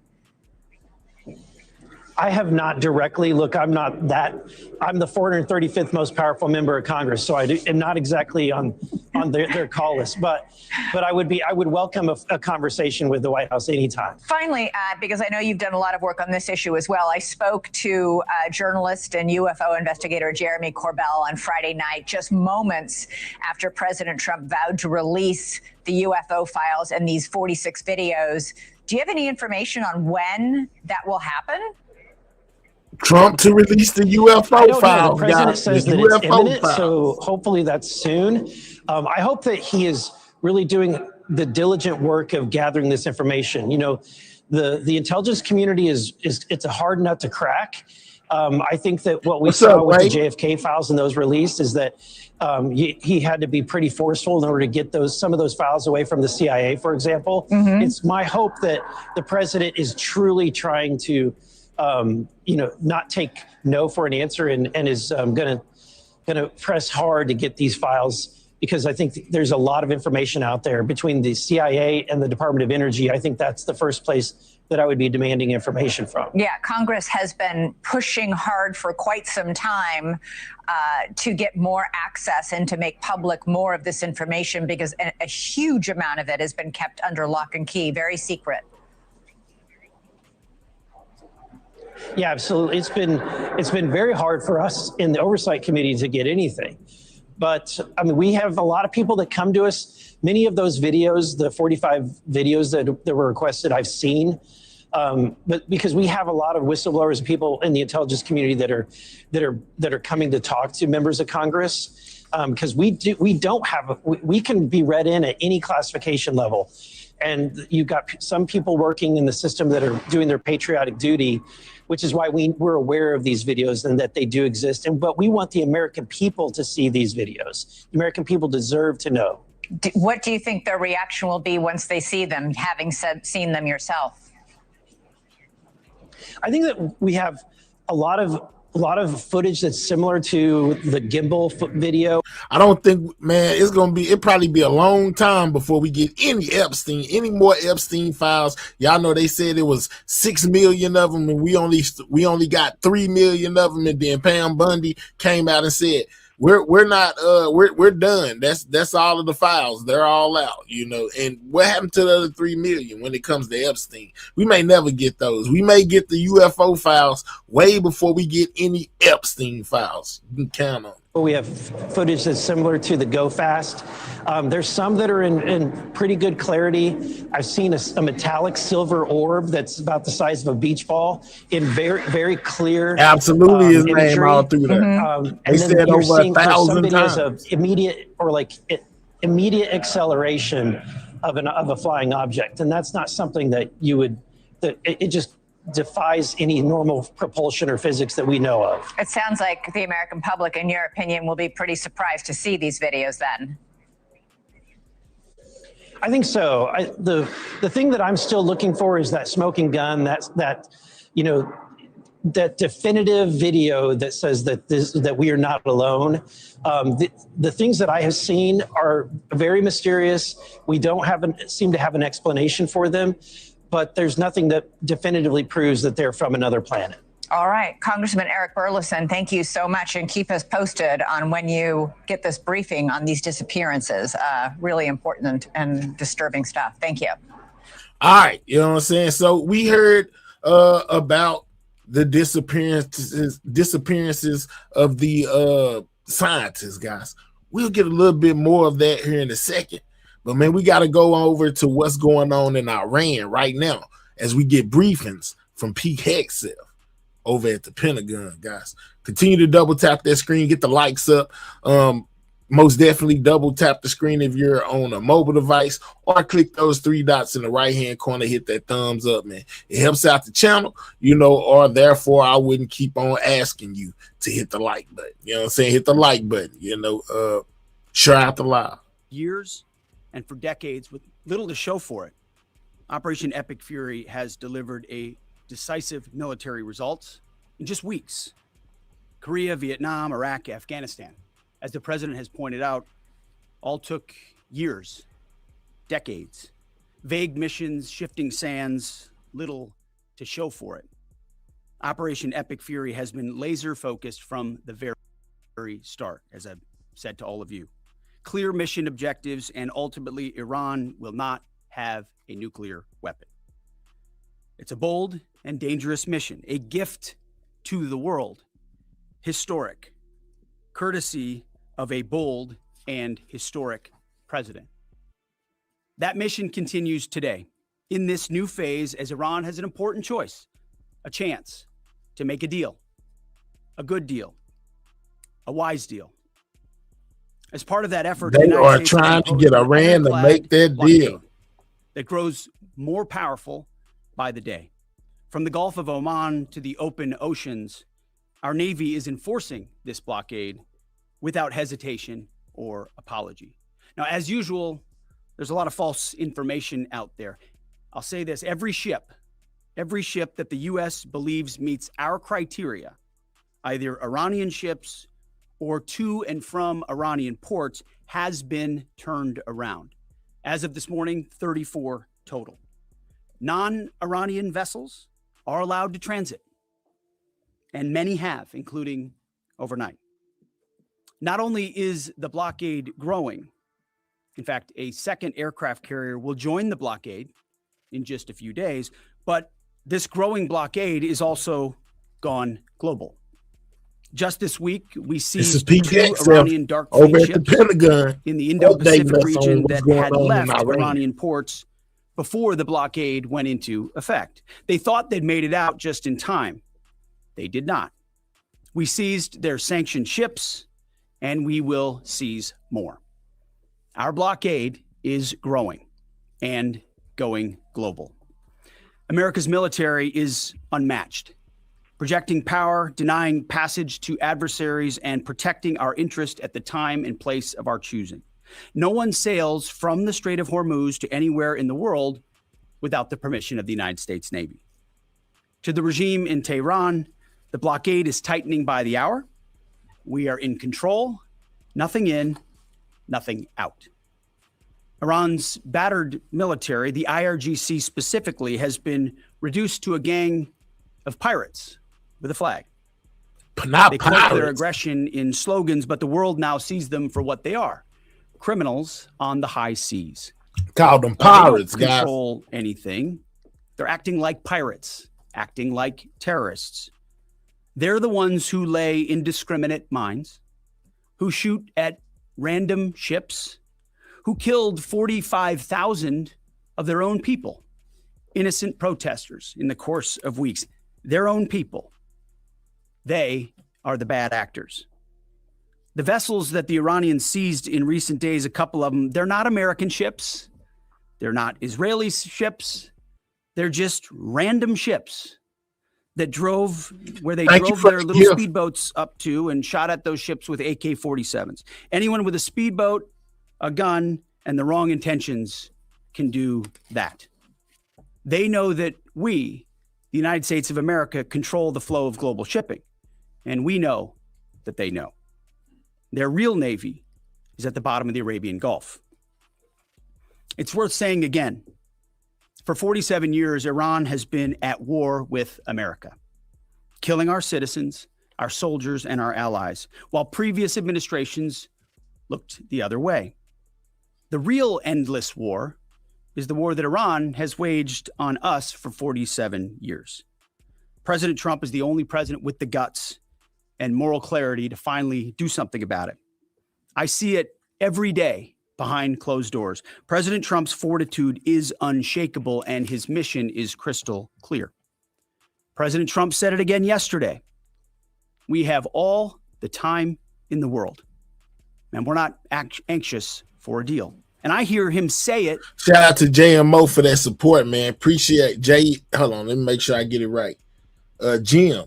Shout out to Jim for that support, man. I appreciate that. Thank you. You didn't have to do it, but you did, and I most definitely appreciate that 20, my guy. Thank you very much. Every day in private as well. Iran knows that they still have an open window to choose wisely. As we said previously, choose wisely at the negotiating table. Shout out GMG. I got you, GMG. A nuclear weapon in meaningful and verifiable ways, or instead they can watch their regime's fragile economic state collapse under the unrelenting pressure of American power. A blockade as long as it takes, whatever President Trump decides. Because the bottom line remains the bottom line. Iran will never get a nuclear bomb. The choice is theirs, but with this blockade, the clock is not on their side. Moreover, President Trump has authorized the United States Navy to destroy any Iranian fast boats that attempt to put mines in the water or disrupt passage through the Strait of Hormuz, to shoot and kill. Our commanders have clear rules of engagement. If Iran is putting mines in the water or otherwise threatening American commercial shipping or American forces, we will shoot to destroy. no hesitation, just like the drug boats in the Caribbean. It's also worth saying, this should not be America's fight alone. We barely use the Strait of Hormuz as a country. Our energy doesn't flow through there, and we have plenty of energy. Just look at the new global Congo line headed to Texas, a beautiful picture. Europe and Asia have benefited from our protection for decades, but the time for free riding is over. America and the free world deserve allies who are capable, who are loyal, and who understand that being an ally is not a one-way street. It's a two-way street. We are not counting on Europe, but they need the Strait of Hormuz much more than we do, and might want to start doing less talking and having less fancy conferences in Europe and get in a boat. This is much more their fight than ours.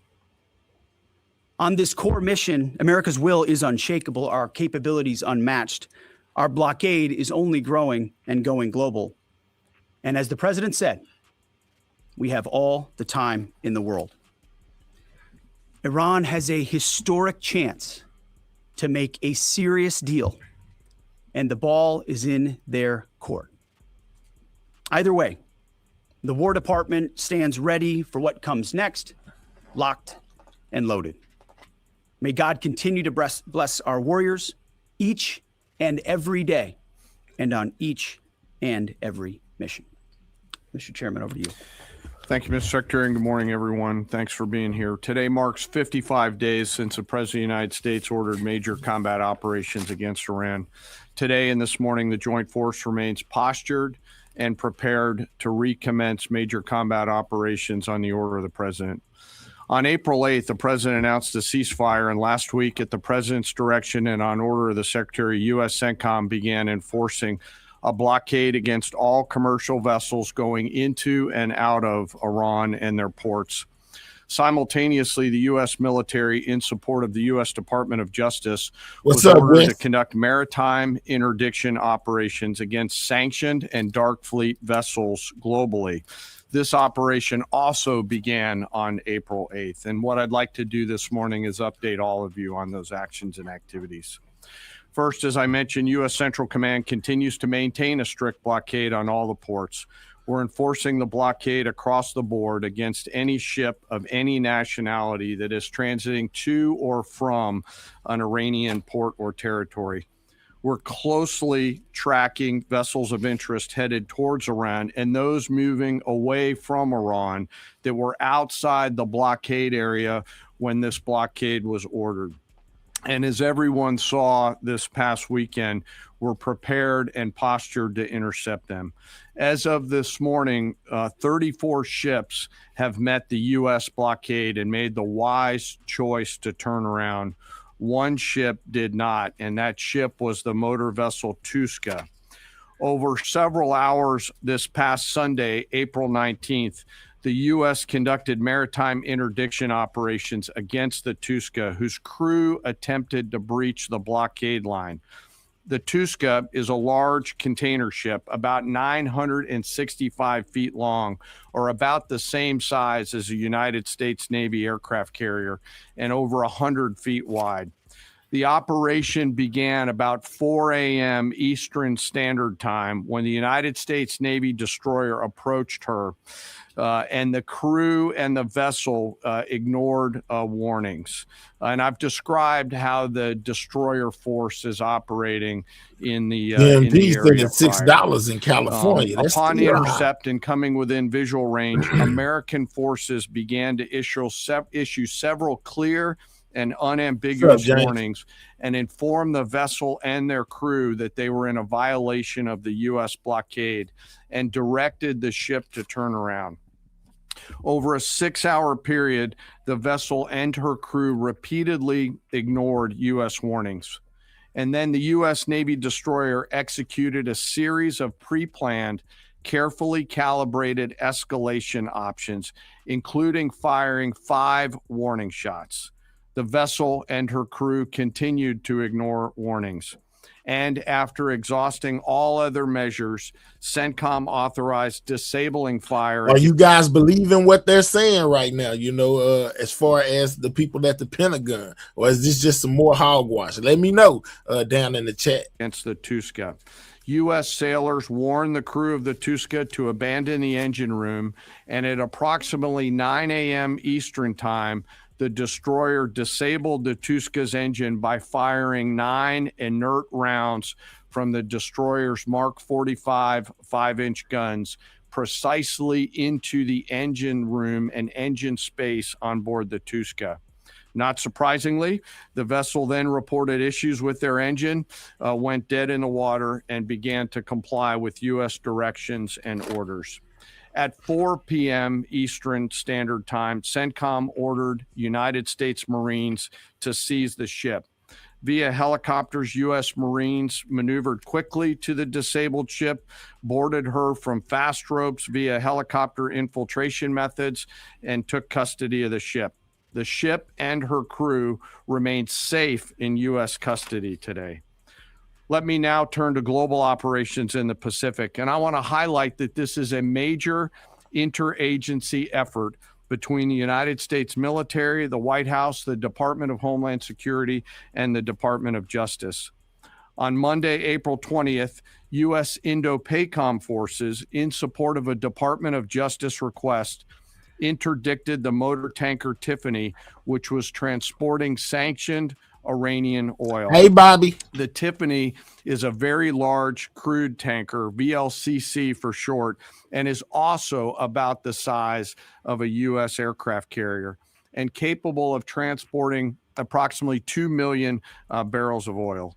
At approximately 11:30 p.m. Eastern Time, U.S. military forces and law enforcement forces also went to the ship via rotary wing platforms, fast roped onto her deck, and secured her. After the ship was secured, a U.S. Navy control team embarked aboard the Tiffany, and assumed control of the ship at 4 a.m. Eastern Time on April 21st. A Navy control team is comprised of sailors led by a boarding officer that assumes control of a seized ship in order to secure the crew, the cargo, and the vessel. And disposition of that first vessel is still pending. The next interdiction occurred on Wednesday, this past Wednesday, 22 April, when Indo-PACOM conducted yet another interdiction, again at the request of the U.S. Department of Justice. This time, the stateless motor tanker Majestic X, also known as the Ponix, also in the Indian Ocean. This is again a VLCC, or very large crude tanker. At approximately 11 p.m. Eastern Standard Time, U.S. forces began the interdiction, again using rotary wing assets to get to the ship, got on board, and secured the bridge. Both ships, the Tiffany, the Majestic X, and their crews remain in U.S. custody. And we will continue to conduct similar maritime interdiction actions and activities in the Pacific and Indian Oceans against Iranian ships and vessels of the Dark Fleet. The actions by our service members and our law enforcement partners demonstrate the incredible discipline and dedication and professionalism of our joint force and highlight the global reach of American combat power. The joint force remains on ensuring the Iranian regime cannot harm our interests or those of our allies and partners. And I'll highlight that Iran has repeatedly sought to offensively and proactively expand the conflict by aggression against its neighbors and its attacks on global shipping through the Strait. To date, Iran has attacked 5 merchant vessels, seized 2 of them that were attempting to transit the Strait. And these include ships that Iran itself had cleared to proceed. Now, as I always do, I want to honor members of the Joint Force. Today, I want to highlight and proudly describe the essential role of our intelligence enterprise and the role that they play in conducting our military operations. The totality of their work is the culmination of days, months, and in many cases, years of work by our uniformed and civilian intelligence professionals. We have been able to do the work that we are ordered to do because America's intelligence force, including our core collectors and analysts, have spent decades searching for every loose thread.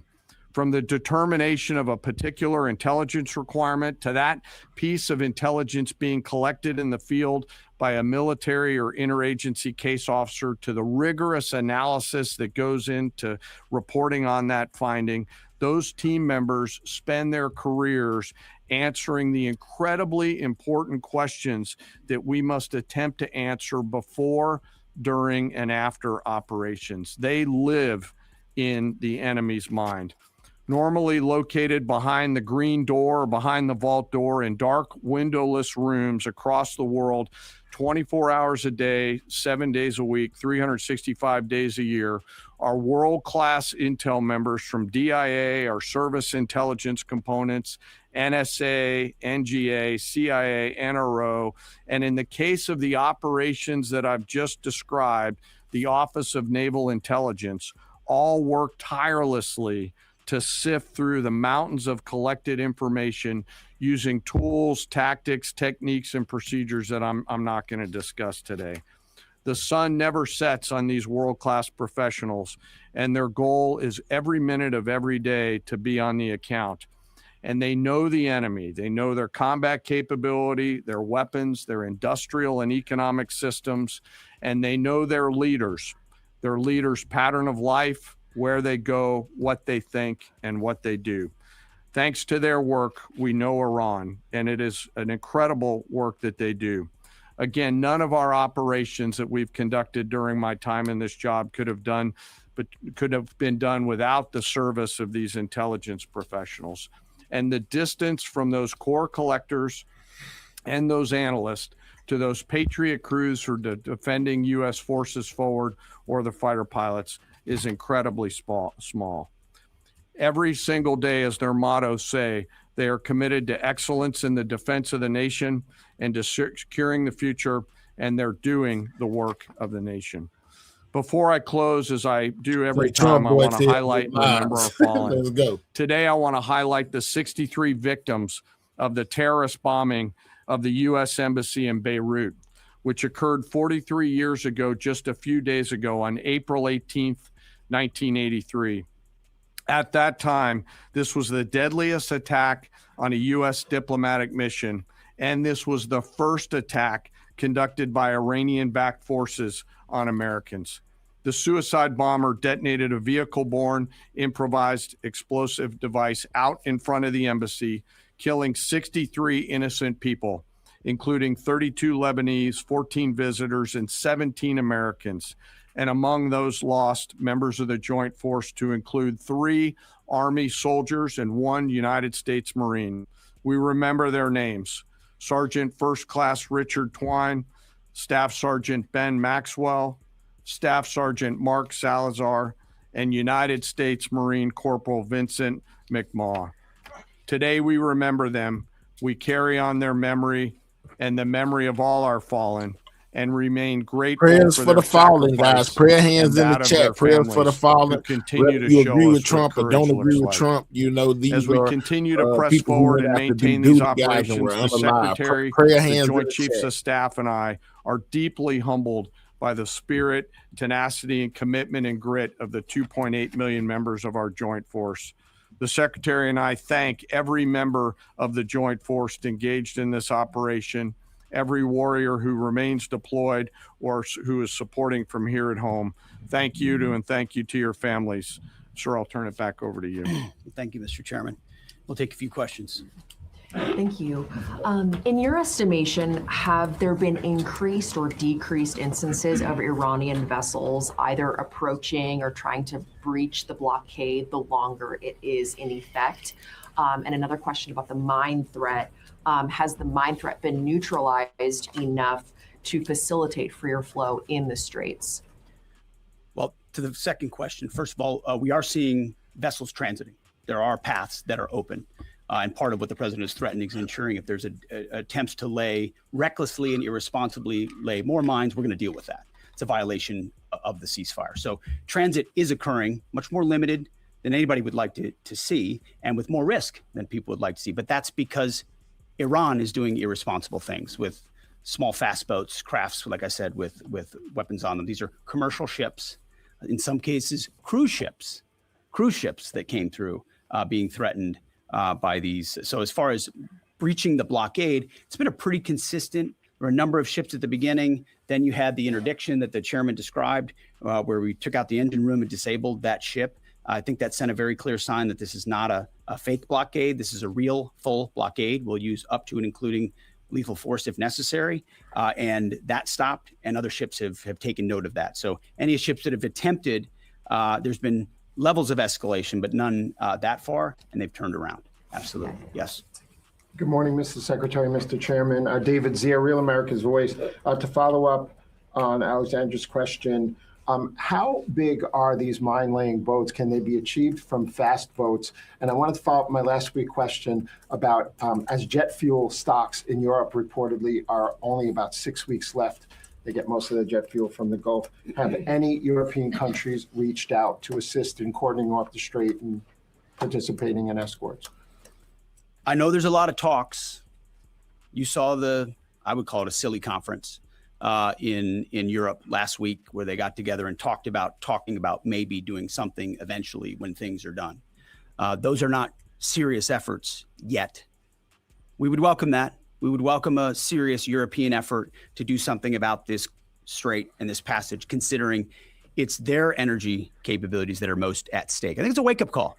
It's a wake-up call for countries around the world. Either you have capabilities or you don't. Otherwise, you're at the behest of a country like Iran, and the only country that can do something about it is the United States military.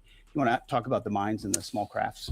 They have a variety of smaller Boston whaler-sized boats. We have forces up there deterring and preventing them from continuing to do that, and we'll continue to do so pursuant to the orders of the Secretary and the President. But reckless mining like that is a violation of the ceasefire, to do that, and very unwise to do.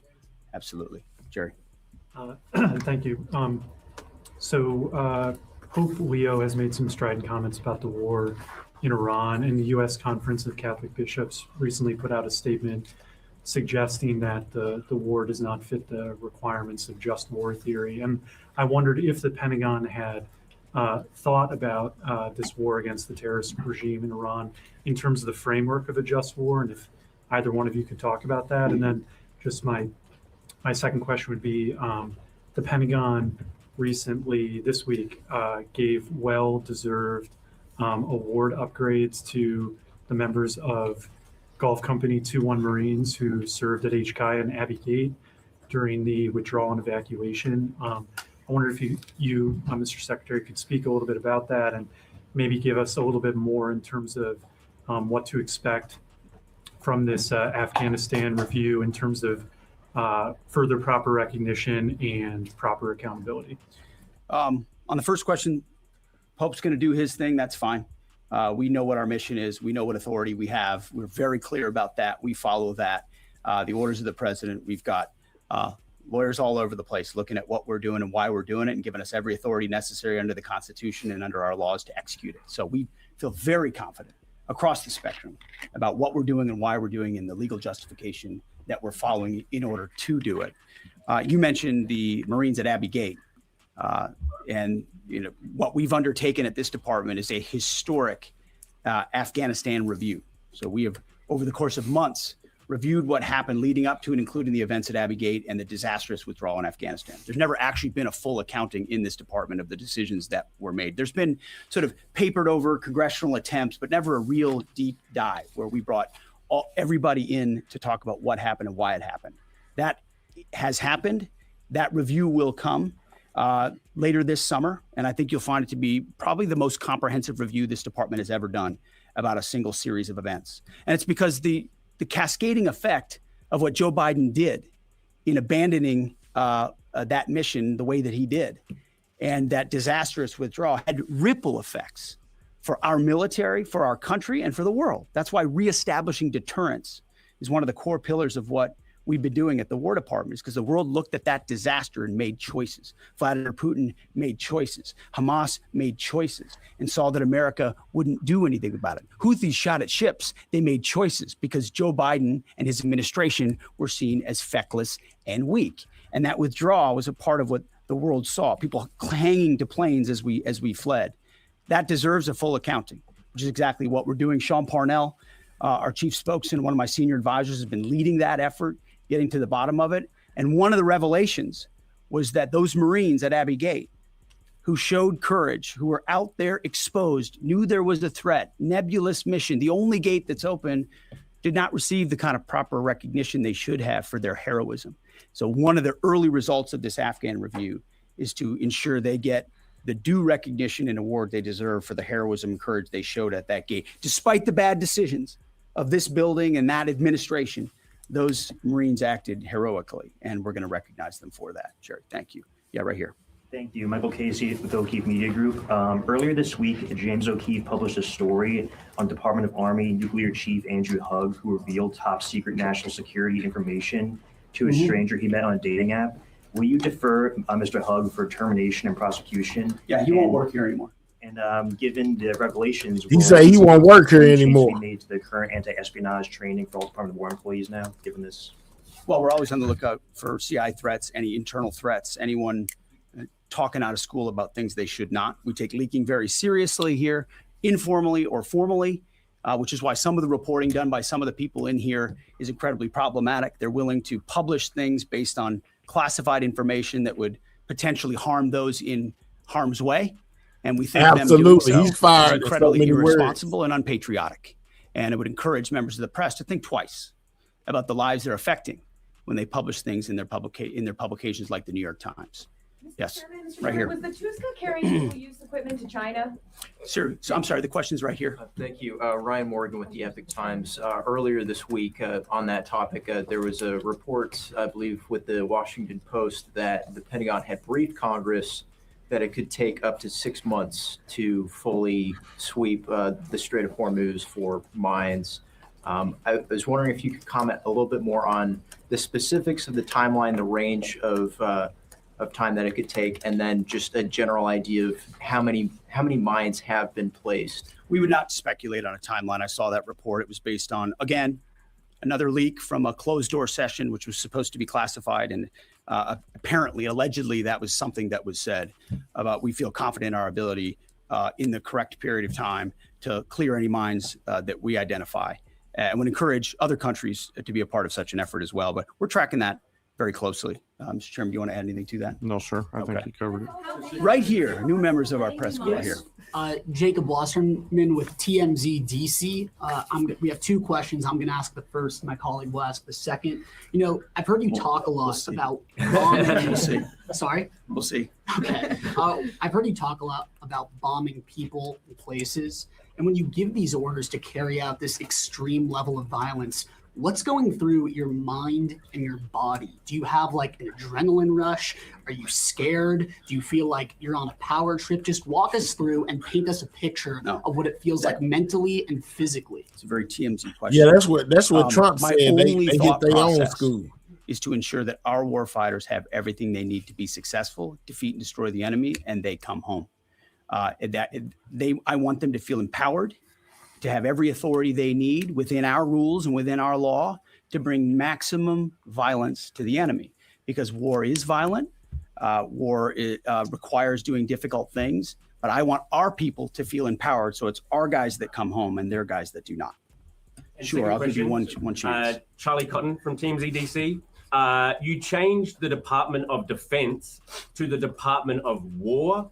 Would you consider changing the name again to the Department of Peace, since that's what we're all after? Well, that's the pursuit. It's a great question, actually. You go from defense to war because you want to be proactive about peace through strength. And really, I gave a speech in front of generals about what the ethos of the War Department is all about, because I wanted to go through every echelon of this department. It means something. It's not just words. And when you fight a war the right way, the idea is on the other side, you bring about peace. That is what we would like to see the most. In fact, I once did a video about the one institution that should win the Nobel Peace Prize every single year is the United States military, because we are the guarantor of the safety and security, not just of our country, but of a lot of people in this world. Last question. Yes, sir. Thank you very much, Mr. Secretary. I do appreciate your time. Since February 28, 725 drones and missiles have hit the Kurdistan region as your loyal ally, killing 22 people and injuring 100 others. Even after the ceasefire, Mr. Secretary, 20 more attacks were carried I like out. that. A stuttering My man is a question lying is, one. Let's go, my those guy. that ceasefire include Iraq and the Kurdistan the war was region. supposed to be and stopped, really, what but we is your just started clear anew. policy toward proxies? Why I am asking this question, by President Masoud Barzani's statement, 5 times targeting his office, even targeting President of Kurdistan region residents in the Hague City. We watch it very closely, and that area and those folks, the Kurds, deal with a lot of what the IAMGs or the proxies are capable of doing. And a reminder of the reverberating effect of this Iranian regime. It's not just what it does to its own people. Not killing an Israel, 45,000 Lord of its have own citizens mercy. just recently, but it's also the terror they've brought to the region. And so getting a good deal and making sure they can't wield a nuclear weapon over top of those proxies is why this mission is such an important one. Thank you very much. Appreciate it. Thank you. All right, so we got the latest of updates from Pete Hegseth. You know, whether you believe him or didn't believe him, that is exactly what he says is going on, guys.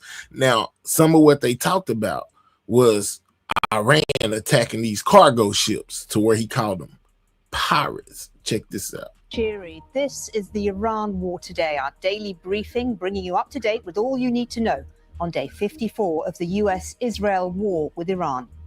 Over the course of the next What is this big so, we'll buzzing? the Hold ships on. whilst they try to That's on my end. Where's the buzzing coming from? Hold on.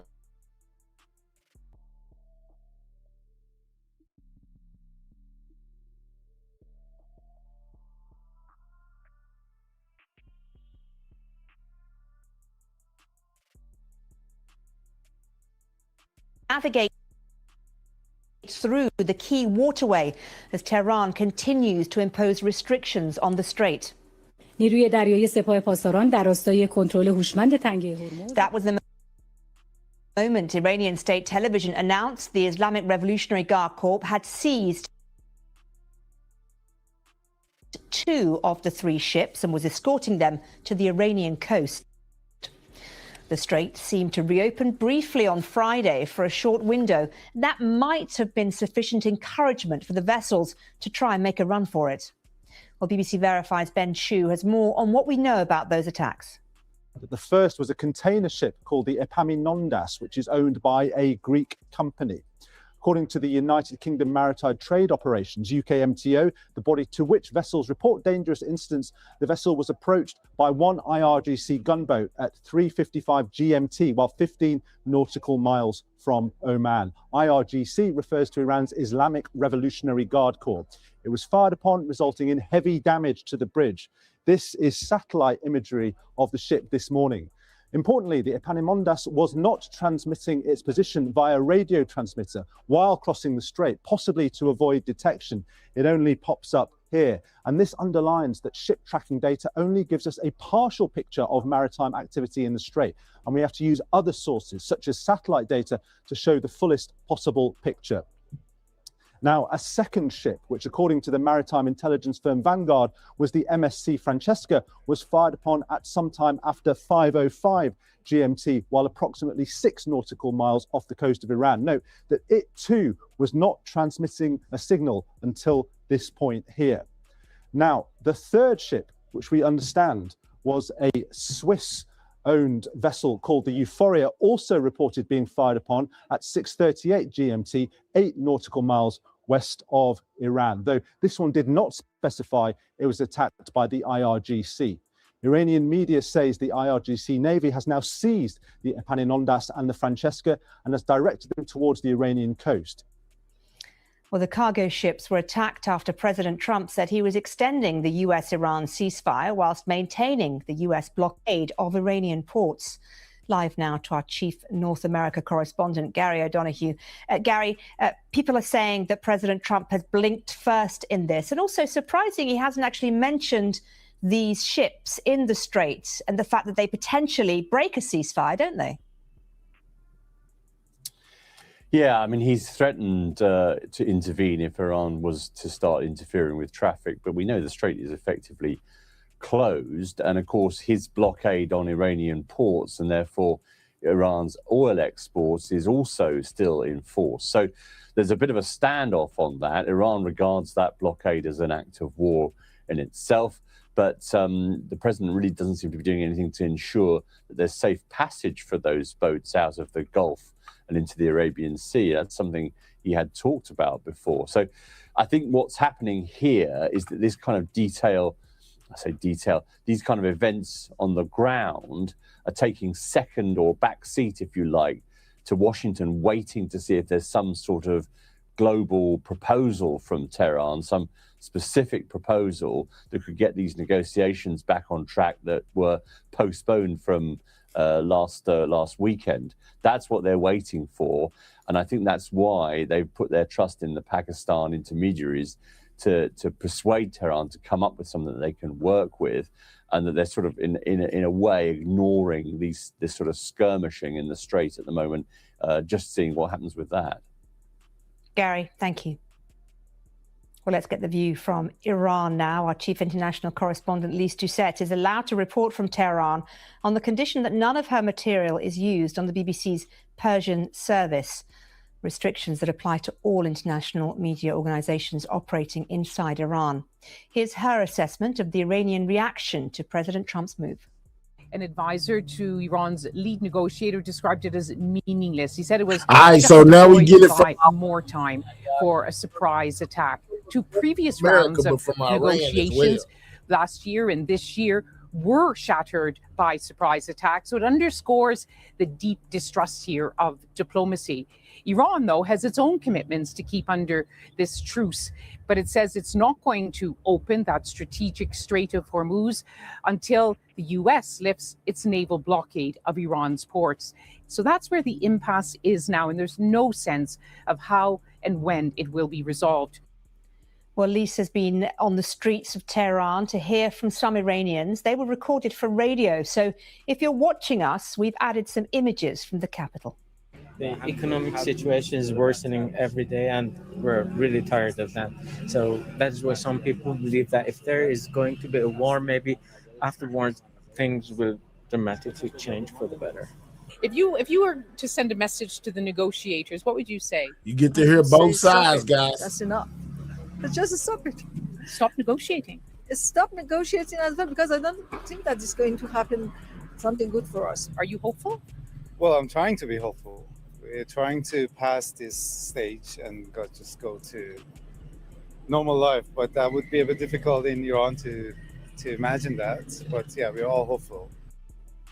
Well, the economic effects of the war in Iran are being felt globally, including here in the UK, with a direct impact on the cost of living.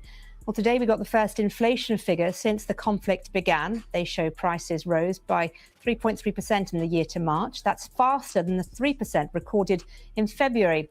The war caused the largest jump in petrol and diesel prices in over 3 years. We've also had news that condoms are going to cost more because of the war. The boss of the world's biggest condom maker, Carex, says the firm will raise prices by up to 30% or possibly more as the war continues to disrupt supplies of the raw materials and its products. Well, the firm produces more than 1 billion condoms every single day. So what is happening with the global economy and where are we now? Let's go live to our economics editor, Faisal Islam. Lots of questions coming into us at the BBC, Faisal. And the main one people are wanting to know is this going to get worse? Well, my crystal ball doesn't stretch to what's happening in the Straits of Hormuz. And in many ways, there's two sorts of data we need to be watching right now. There is the sort of real economic data, of which we've got an example in the inflation numbers in the UK this morning, an example of this wave of inflation. Let's stop him right quick. If you haven't hit that like button, man, make sure you take time to double tap that screen and hit that like button. But we got a little bit of perspective of what's going on from Iran's side. You know, over here in America, we usually listen to the American media, and we don't always get to find out what's going on the other side. But yeah, they most definitely talk from the Iranian side. All right, so we got another situation, guys, where you remember when Trump said the supreme leader over there was unalive? Y'all remember that? He said that they took out the first supreme leader, and then he started saying, well, where is his predecessor, which was his son? Basically why he didn't take over, or why we haven't seen him, say anything in regards, to what's going on. He was like, man, if he's alive, we need to see proof, we need to see a video, we need to this or that. And we got reports that his hands were burnt, he was in the explosion, he was burnt pretty bad, guys.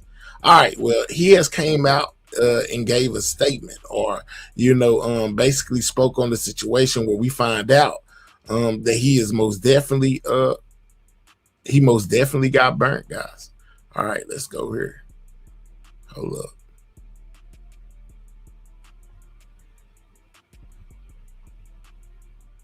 He is gravely injured, guys.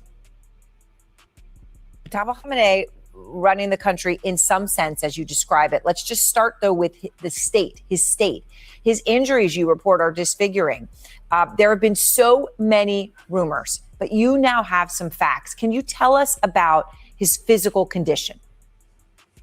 Hi, Aaron. Thank you for having me. Mojtaba Khamenei was gravely injured in the airstrikes on February 28th that started the war and killed his father. This is the supreme leader of Iran, guys. His father was unalive, and he's been burnt very bad. Severe leg injury. His leg has been operated on. There are suggestions that it may even be amputated, and he's waiting for a prosthetic leg.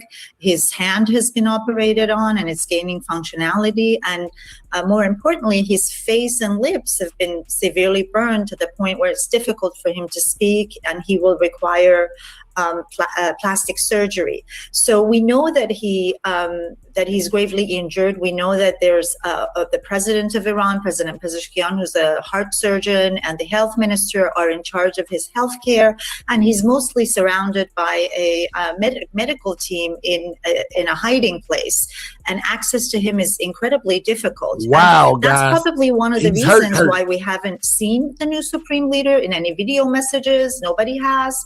And his voice has not been heard. To the extent that he's communicated, it's been with written statements read on state television. I mean, it is incredible what you're reporting. And I know, in your article, Farnaz, you detail how, as you mentioned, he is surrounded by doctors, and to the point that senior leadership of Iran they're not able to get in to see him, to talk to him. Is that merely because they're worried about possible assassination or elimination, that this could find where he is? Or is it also because he doesn't want them to see him? And do you know? Trump feel like this guy is unalive, guys, but they're only reporting that he's hurt real bad, and that he has been given handwritten messages, saying that basically he's still alive. But Trump wants to see a sign of life, guys. He wants to know that this guy is alive. Trump been saying this guy's gone. About his mental capacity. Well, we've heard his all the sources I spoke to said his mental capacity was intact. So he was able to engage and communicate. Now, we also know that as soon as he was appointed as the successor of his father, Israeli officials said that they would assassinate him if they found him. There's been airstrikes that have killed not just Ayatollah Khamenei, the late Ayatollah Khamenei, but also very senior commanders. So there is a real threat and risk to his life in the view of the Iranians and from what we can gather. Part of the reason why there's no access to him is because I heard from sources that Iranians are worried that if officials try to visit him, their movement might be traced to him, because we know that also the movement of senior officials has been sort of monitored. So that's one of the reasons. And I think you also mentioned his physical condition, right? He probably doesn't want many people to see him in this vulnerable and weak physical condition and wants to recover. Right. Now, you report that he has been working very closely with the IRGC, and that this goes back in part to his own time with some of these individuals back when he was a teenager in the Iran-Iraq war. And so it's personal, but it is an even more solidification and rise of the IRGC, which you're reporting about. But on this issue of what sort of control he has, how is he even communicating with them, given that you're reporting they can't go and visit him? How is the communication happening? Well, they can't go visit him. There's absolutely no electronics around him because of possible tracing him through electronics. So there's no telephone, there's no email, no video. So the only way is sort of the old way. They write handwritten notes, they seal it in an envelope, and a huge chain of human couriers sort of carries it around. I heard on motorbikes, in cars, and it's like handed from one secure, trusted source to the other until it makes it to his hiding, and then it snakes back out. His replies snake back out the same way. So this is not a system where you can communicate every day or in real time, right? So one of the reasons that he's delegated so much power in decision making to the Revolutionary Guards is the circumstances of his injuries and his hideout. But as you pointed out, because he trusts and has very deep ties with the commanders who are in charge, right? So decision making under. Sorry. Go ahead.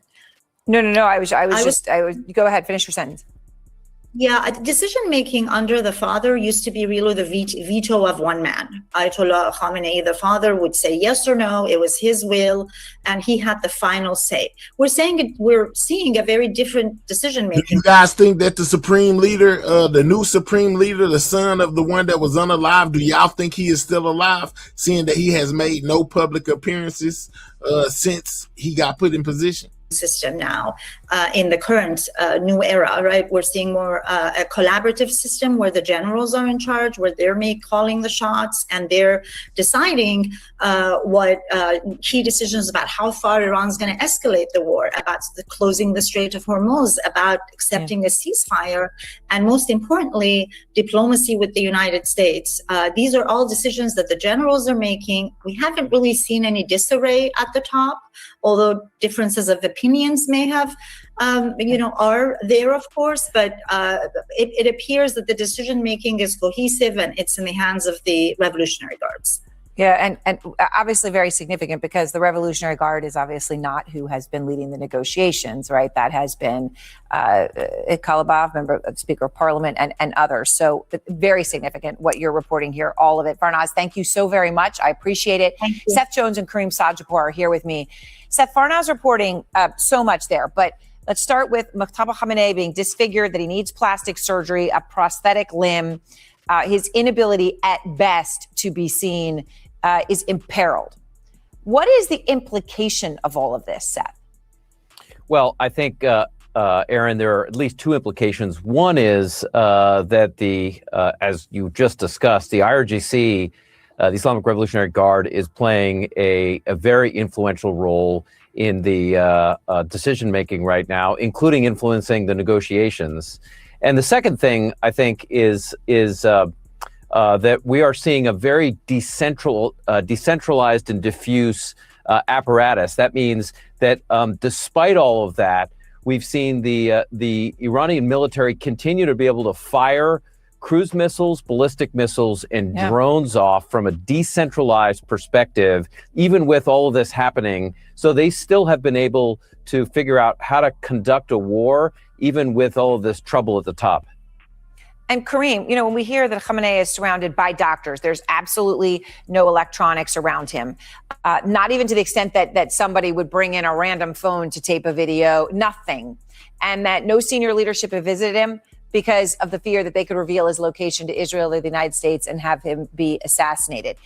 Kareem, what are the implications of such total and utter isolation?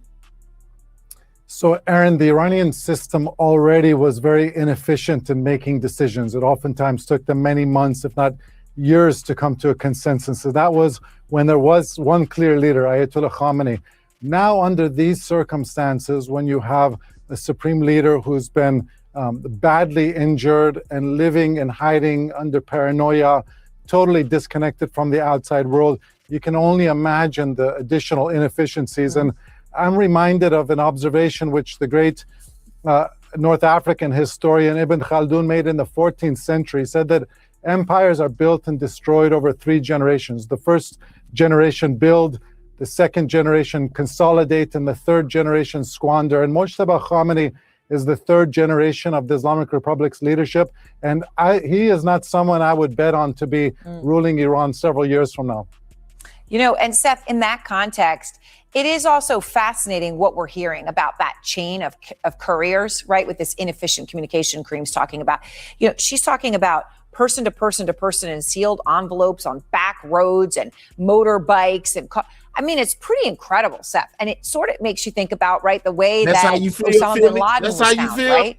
That was one courier. That was one guy they were tracking. This, Philly. you know, they're trying to go to some That's how level you of Byzantine sort of communications. It is pretty incredible, though, because obviously they are incredibly terrified of an assassination, and they're looking at the Osama bin Laden model.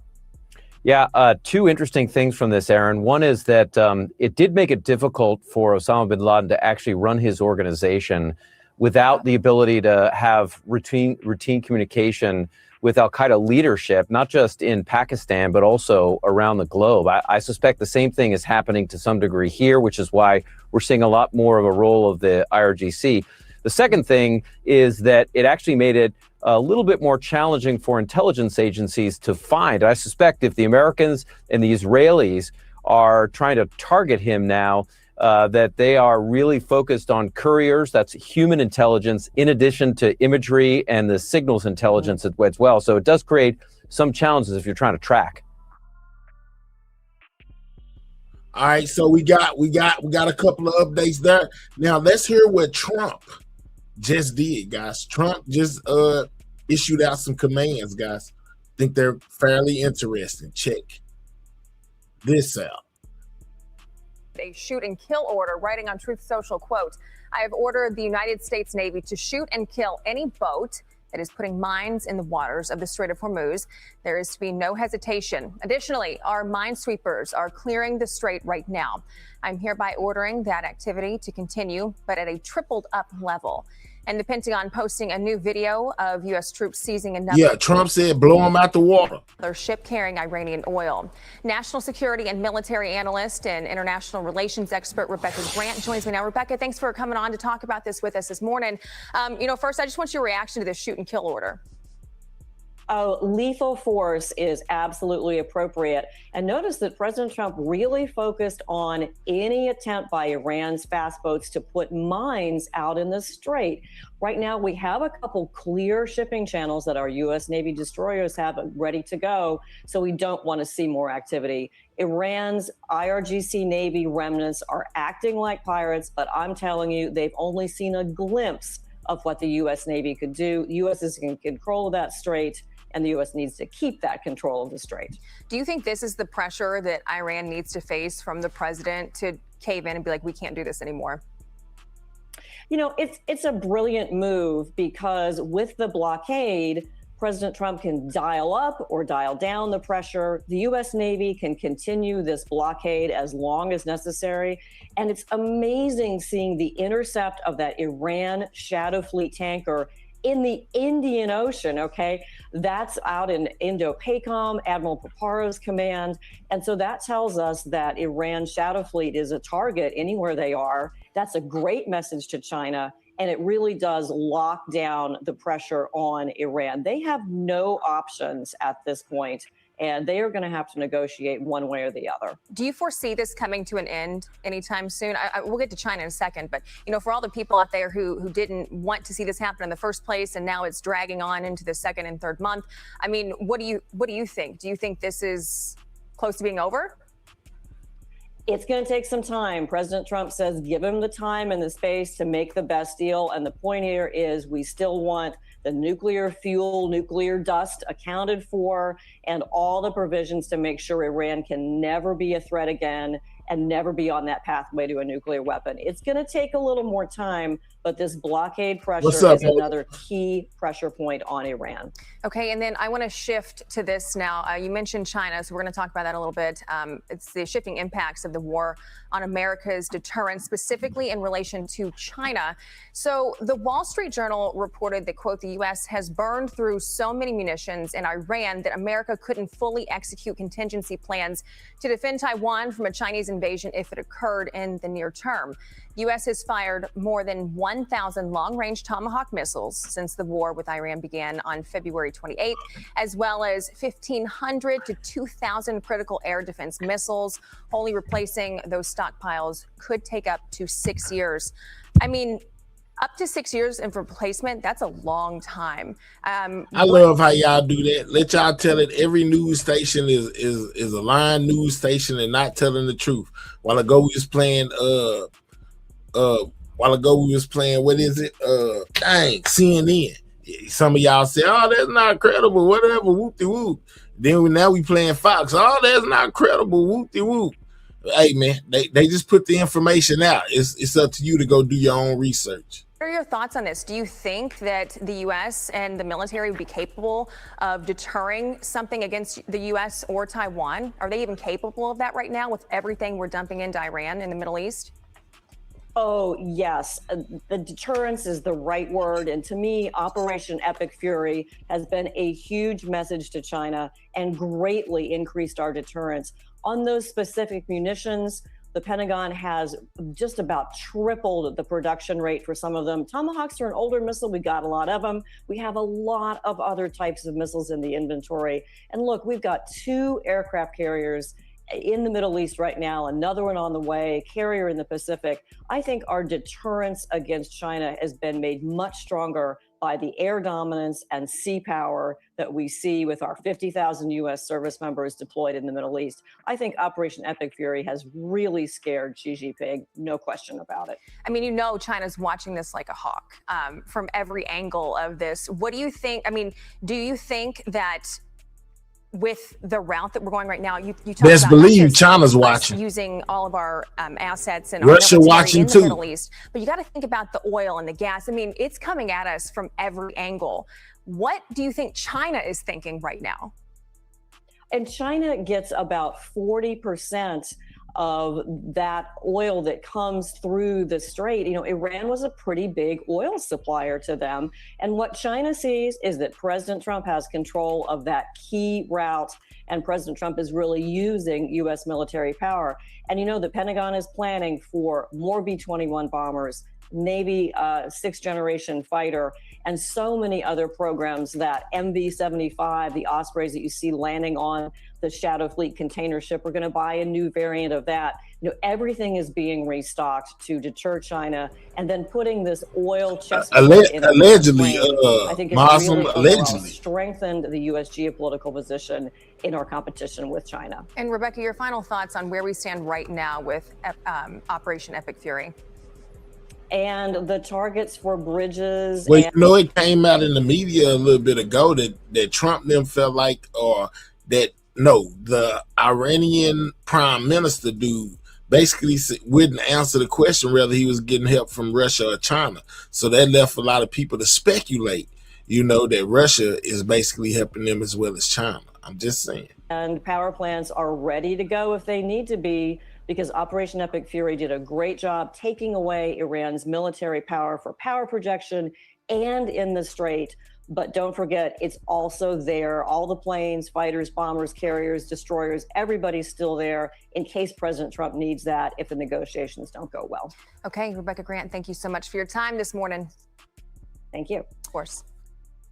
Be sure to like and subscribe. All right, guys, let's go over here where we have a new ship pulling into Iran, guys. The Middle East. Now with the arrival of the USS George H.W. Bush, this marks the first time in 20 years that 3 U.S. aircraft carriers have all been deployed to the region. We got 3 out there. Vessels carrying 15,000 sailors and Marines and more than 200 400 aircraft. This is an extraordinary show of force. Imagine if you're facing this, right? I mean, this is an incredible show of force by the American military, and it's centered all around the area, obviously, of the Strait of Hormuz, where you see these tiny dots that don't move too much on either side of that choke point. Now, the Pentagon says it's taking complete control of the area, most of it out in the Gulf of Oman, and that they have successfully ended Tehran's leverage on this key shipping lane. Bro, I watch everything. Our blockade is growing. I watch all sides when it comes to media, guys. I don't just worry about or focus on what one channel got to say that gets a lot of you guys approval. I'm listening to everything as it's coming, you know, and basically gathering and soaking up all the information I can from each channel that I watch, you know. So I watch a variety of channels, you know, even if it's not your idea of what media is. To me, the media's job is to put out the information and for you to go do your own research. They may get something wrong that you're able to pick up on, you know, if you go do your own research. So I'm just putting the information out. It's up to you to go do your own research. It's pretty much a lot of what they say is really going on. They may not present it all like, you know, like, you know what I'm saying? It's up to you to go do your own research. You know, I'm just saying. And going global. America's military is unmatched, projecting power, denying passage to adversaries, and protecting our interest at the time and place of our choosing. No one sails from the Strait of Hormuz to anywhere in the world without the permission of the United States Navy. To the regime in Tehran, the blockade is tightening by the hour. We are in control, nothing in, nothing out. Iran's battered military, the IRGC specifically, has been reduced to a gang of pirates with a flag. U.S. Central Command continues to maintain a strict blockade on all the ports. We're enforcing the blockade across the board against any ship of any nationality that is transiting to or from an Iranian port or territory. And as everyone saw this past weekend, we're prepared and postured to intercept them. And national correspondent Matt Finn is joining us live from Dubai with more on this. Matt, good morning to you.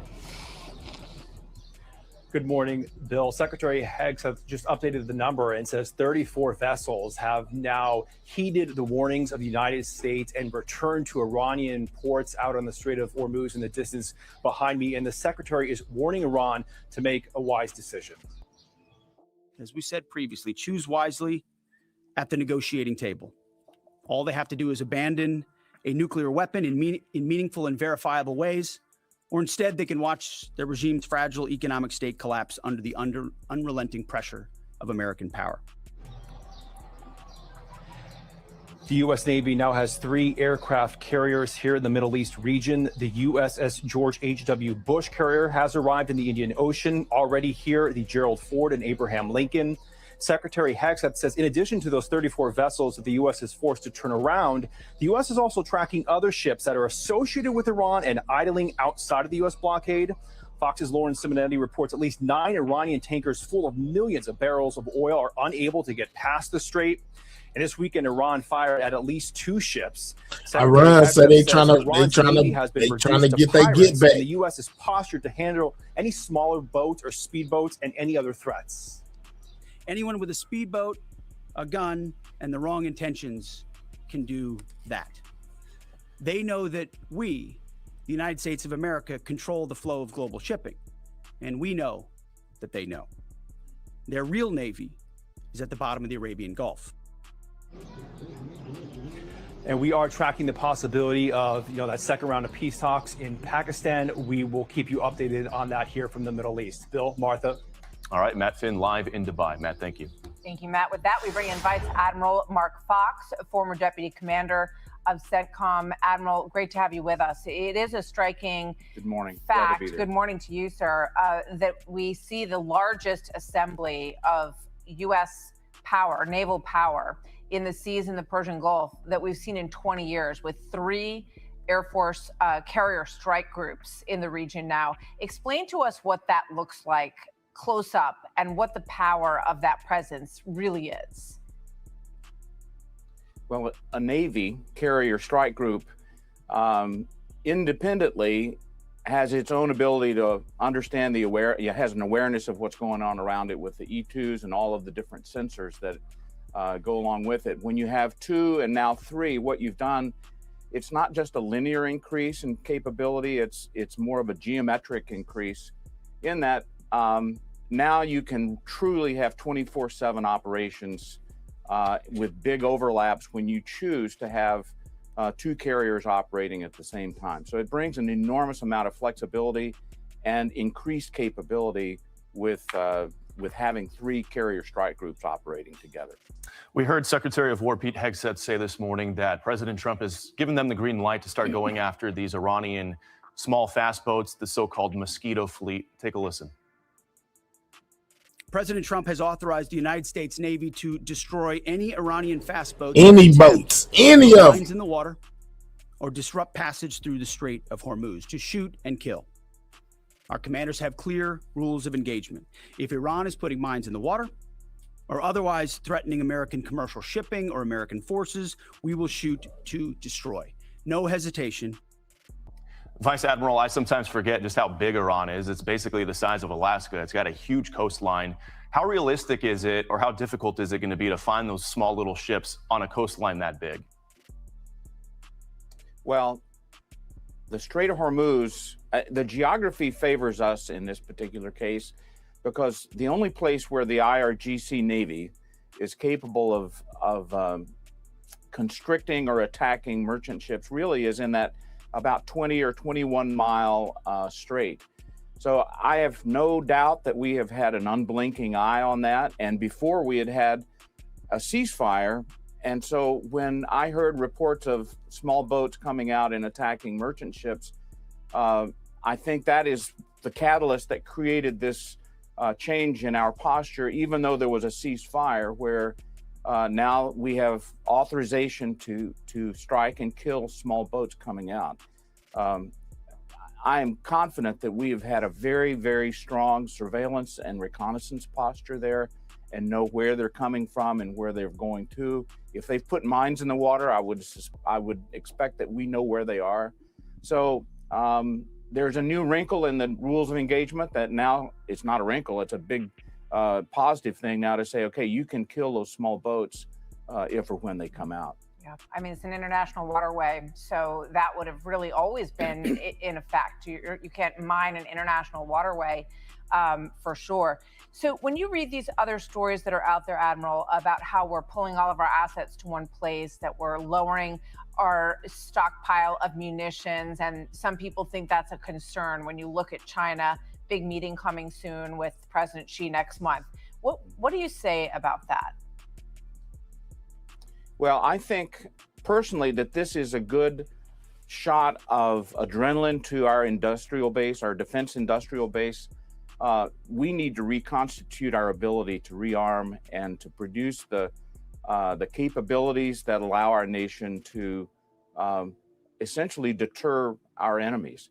If you have an enemy and you have forces that you will be able to inflict a pain on them, then they're going to be deterred from doing something. And if you don't have that capability, then that invites mischief on the part of whoever your potential adversary may be.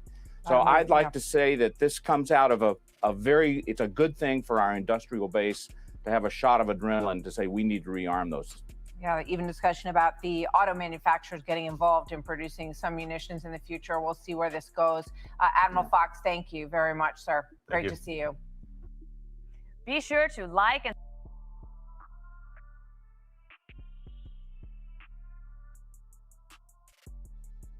before we go, let's get back to the reason why we were here in the first place, guys. When it comes to these 11 missing scientists, guys. Check this out. Joining us now, Jonathan Gilliam, former FBI special agent and former Navy SEAL. Welcome to you. Talk about the investigative tools these agencies will use to determine if any of these cases are in fact connected. Well, I think first of all, the Bureau or whoever investigates this, because it may be multiple agencies that are looking into each one of these separately, because many of them work for different agencies. Some of them were even contractors or did things privately that were then brought into the government. So I think the first thing that they need to look at is, were they connected in any way, shape, or form? But besides the fact that they worked in similar areas, were any of the projects that they worked on connected, or was the totality of what each scientist did connected to a certain avenue that was being used for technology or government, government services? So once they start looking at these things, then they also need to start looking at, is there any contact with foreign services that had ever been reported? Was there any problem employees at the locations where some or all of these people worked? And the other one that I heard, and now bear with me because it's going to sound a little conspiratorial, but I heard one of the members of Congress talking about how several of these individuals had been called to testify in front of Congress. Now that actually made me pause when I heard that. I was standing in another room and think, is there anybody connected to Congress that may have identified these people and shared those with foreign entities? All of these, each of these approaches have to be looked at, and people have to start, investigators have to start looking at if there is puzzles here that they can put together, or if it's just coincidence, which could also be the case. Yeah, I mean, I think anything's on the table at this point, but no doubt it is raising some eyebrows going all the way up to the president. Jonathan, President Trump was briefed on this. Here's what he said about the investigation. I hope it's random, but we're going to know in the next week and a half. I just left the meeting on that subject, so yeah, pretty serious stuff, but we're going to be done. Hopefully, I don't know, coincidence, if you want it, whatever you want to call it, but some of them were very important people, and we're going to look at it over the next Anytime it gets to the level of the president responding is going to put extra pressure. How soon do you think we have some definitive answers from investigative agencies? Well, I think what they're going to be able to do is, first and foremost, is rule out any individuals as something being suspicious. And I think that is going to be probably the easiest thing to do, because perhaps we don't know about some of these individuals. What happened to these scientists, man? Just simply disappeared on a trail. Well, there's another individual that also disappeared, a female that disappeared on a trail. So those are ones that are going to be more difficult. But if you have somebody who died of natural causes, who I wouldn't rule out suicide at this point until I definitively know that that person took their own life. But I think they'll be able to rule some of these things out pretty quickly. But what is going to be interesting is that while they're investigating this, are there other people that may have passed or disappeared that were also connected into this scientific community? I think the biggest part of this right now, though, is that these individuals worked either specifically for or were contracted to the government and were working in an area in science that is related. So that is the one particular thing right now for me, looking at this from investigator and the potential for a national security issue. That is the thing that is the most alarming at this point. Right. And you bring up the two individuals that I do think on the surface, their cases are peculiar because of their connection. And that is the General McCaslin, who vanished a month or so ago in New Mexico, and his wife telling the 911 operator, I think he may have intended not to be found. He didn't take his phone. And his connection, Jonathan. Wow, his wife saying he might not have wanted to be found. She also vanished the year prior in California on a hike. The two of them, to our knowledge, did work together on some of these programs. So I'd certainly start there in trying to rule anything out or make a connection. Marty, you know, one other thing that's very interesting about this is that we're not hearing this from law enforcement primarily. These are people on the internet that have gone and searched and found a lot of this information. Thank you for watching. Subscribe.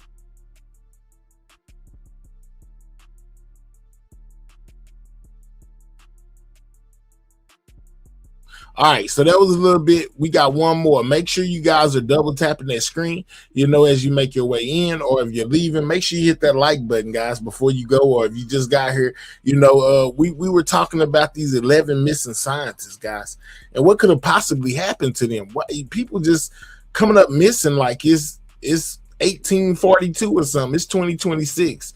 You really don't see a lot of people just come up missing with no trace. But we got scientists that have came up missing, or some are unalive.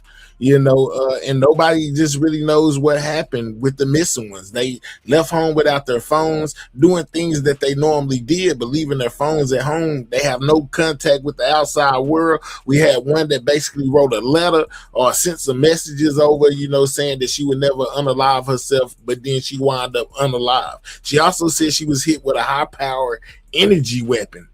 I've never seen one of those. But she says that it happened, had burn marks all over her hands and things of that nature. This whole situation with these scientists is very peculiar, guys. The headline: Missing U.S. scientist update. Disappeared contractor overseeing. They could have been paid off. Nuclear weapons. They most definitely said that Russia could be involved, China could be involved, Iran could be involved, or if nothing else, extraterrestrials could be involved. I'm just saying, I've heard a lot of theories out there, guys, when it comes to these 11 missing scientists, which we found out today could be 13. And then they got missing scientists over in China as well that are missing. So it's a lot going on when it comes to these scientists, man. This might be the most dangerous job in America. To earlier cases as list grows to 10. Okay. What does that mean? What's going on? We wanted to bring in Lauren Conlon because Lauren Conlon, correspondent with LA Mag, the East Coast correspondent, though. Lauren, I don't know why they don't just call you the crime correspondent. We also heard that we may be the one getting rid of our own scientists, allegedly. They put that out there as well. You've looked into it. What's going on? Yes, I've been really digging in, Dan. And what I'm trying to establish here are the similarities between certain disappearances. The similarities. Let's go. Let's get it. The latest official, he was not a scientist, Stephen Garcia. He's last seen in August of 2025 walking around with a handgun in Albuquerque, New Mexico after leaving the facility or his home. I am unsure, but he had a top security clearance at KCNSC. And KCNSC manufactures about 80% of non-nuclear components that go into building the military nuclear weapons. So Stephen Garcia, he had access to a lot of stuff. As you mentioned, he oversaw equipment and classified assets worth tens of millions of dollars. I'm not so sure about hundreds of millions because this is all through a source.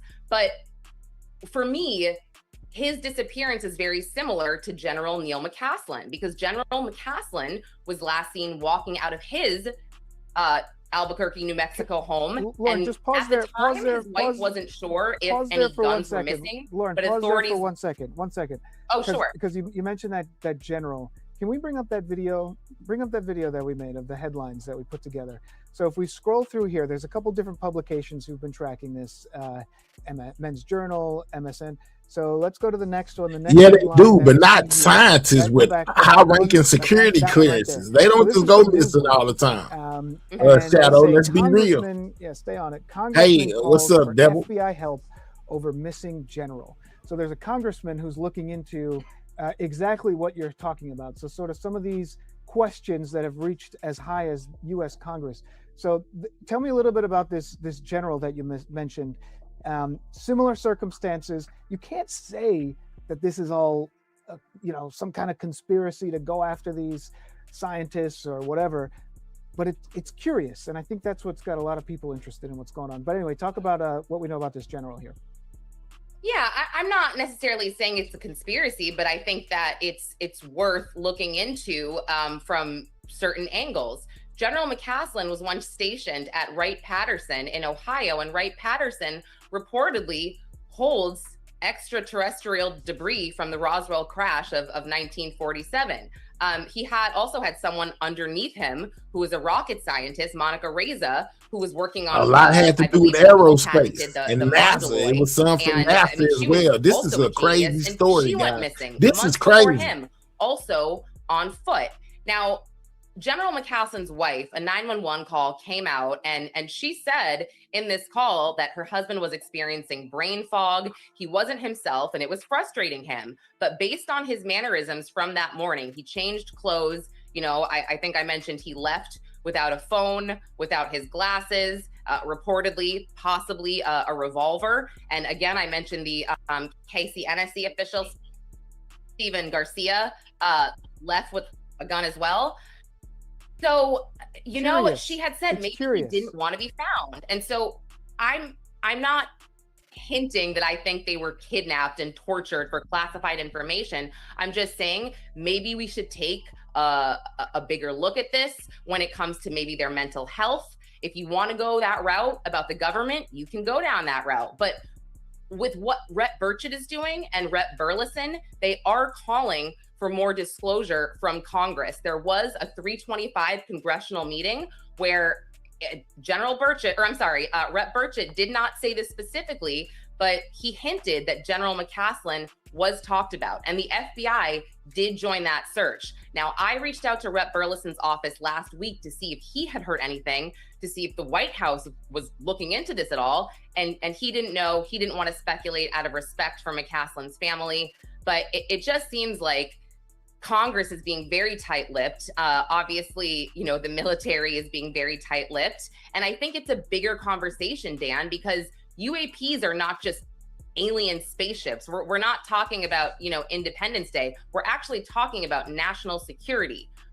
We, on a list that Rep Anna Luna had sent to the Secretary of War demanding 46 UAP videos, she sent this, I believe it was March 31st, and it was due yesterday.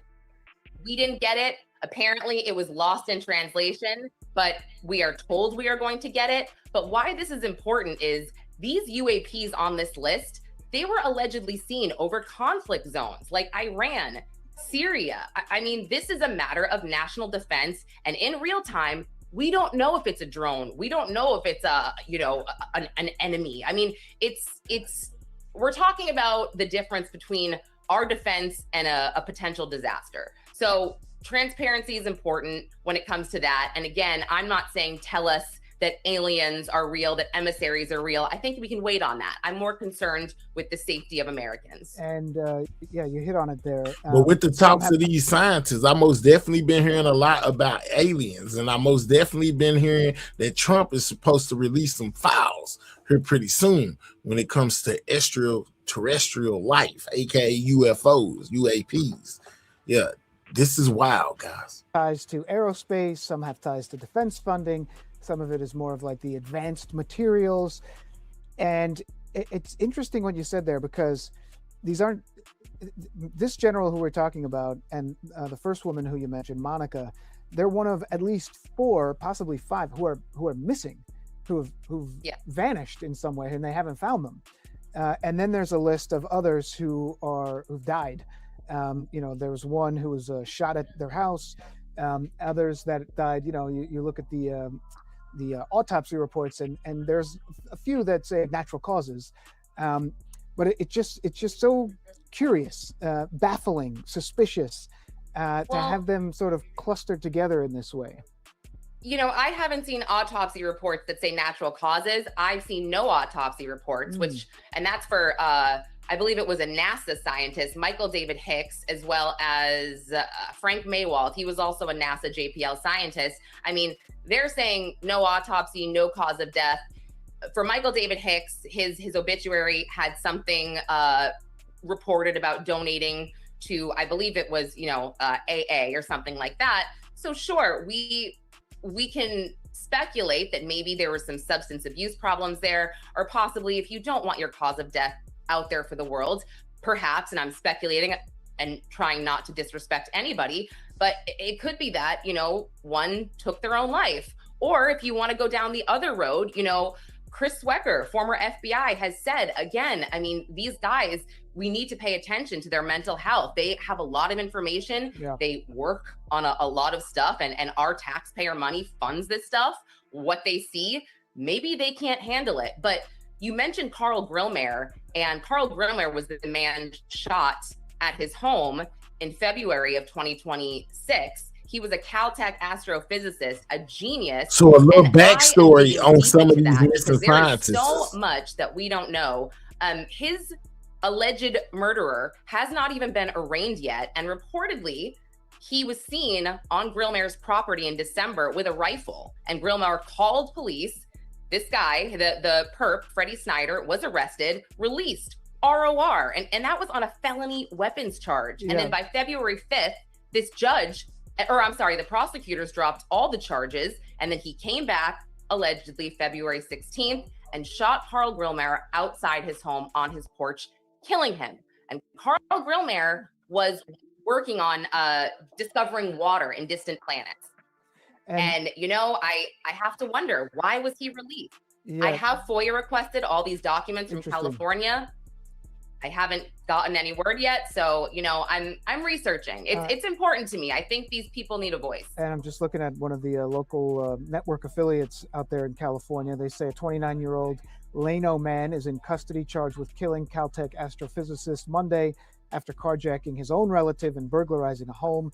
LA County Sheriff's detectives say 67-year-old Carl Grillmare was found shot to death on the porch of his home in rural part of the state there. Deputies arrested Freddie Snyder later in the day for carjacking and soon linked him to the shooting. A motive for the shooting has not been released, and detectives don't believe that the two men knew each other. So yeah, it's very curious. Again, a very curious situation. So yeah, and I was the only one, Dan, that got Freddie Snyder's booking photo, which I thought was weird. I had to, that's the one thing that officials have given me in California, and I had to ask about 3 times, and all the stories printed, they won't show Freddie Snyder. I'm kind of like, why? Usually that's you know what I'm saying? I mean, you work in news, you see these articles, we want the mugshot of this alleged freak. So I thought it's all so weird. I'm trying not to be too conspiratorial. I'm really not. But again, all of these, they indicate a pattern of what? I don't know. I can't prove it. Lauren, I think we can leave it there. Lauren, where can we find your work? Thank you for asking. lamag.com. I have a bunch of stories on this as well as others. You can find me on X, Conlin_Lauren, and Instagram, Lauren Emily Conlin, and Los Angeles Magazine videos on YouTube. All right, Lauren, thank you. Maybe one day we'll have to talk about happier circumstances, but maybe not. I hope so, Dan. I hope so. All right, guys. So yeah, man, it's crazy when it comes to these 11 missing scientists, guys. You know, there's so many stories going around about what could have possibly happened to them, guys. It's just crazy. People leaving their cell phones at home when they usually take it with them, going on hikes, and basically not coming back. Somebody even reported seeing one of their friends 1 second, one of the scientists 1 second, and then turned around and they were just mysteriously gone. So I don't know, man. When it got a scientist that came out and gave and said that basically, you know, she was hit with a hyper energy weapon, whatever that is. I mean, it's just crazy all over the place. We found out that there could be possibly more. You know, we also found out about the supreme leader in Iran. Basically, Trump feels like the guy's unalive. Iran is still saying that he is alive, and basically, he's writing notes. Nobody's seen him in person, you know, outside of there. Nobody's seen him, but he's writing notes. Trump wanted him to show himself. We also found out what's taking place right now in Iran with the George Bush basically pulling up in Iran. You know, we got they said we got 3 warships over there, the Abraham Lincoln and something else. So it's a lot going on, guys. Shout out to everybody that rocked out this whole time with me. I kind of started late today, but I most definitely made up with it with staying over a little bit of extra time. So if you enjoyed the show today, make sure you come back and see me on Mondays, Wednesdays, and Fridays, guys, from 9 a.m. to 11 a.m. I most definitely will be keeping you posted with the latest and breaking news as it comes out, guys. You know, maybe we can expand on some of the topics that's being put out here, you know, with our real life situations. So shout out with everybody. Make sure you double tap that screen. If you have not, that's how you hit the like button. If you didn't know, you can also click the 3 dots in the right hand corner, hit that thumbs up. That's another way to hit the like button, and most definitely subscribe to the channel if you're new. So until next time, y'all stay safe, So, shout out to my new subscribers as well as the old subscribers, because we are on the road to 63K. So make sure you subscribe, guys. Shout out to all my members, my new ones as well as my old ones. And shout out to all of my moderators. Y'all most definitely keep this chat intact, keep it running smooth with all these differences of opinions that come through here from time to time. I'll catch y'all later, man. Y'all be good. I'm gone, man.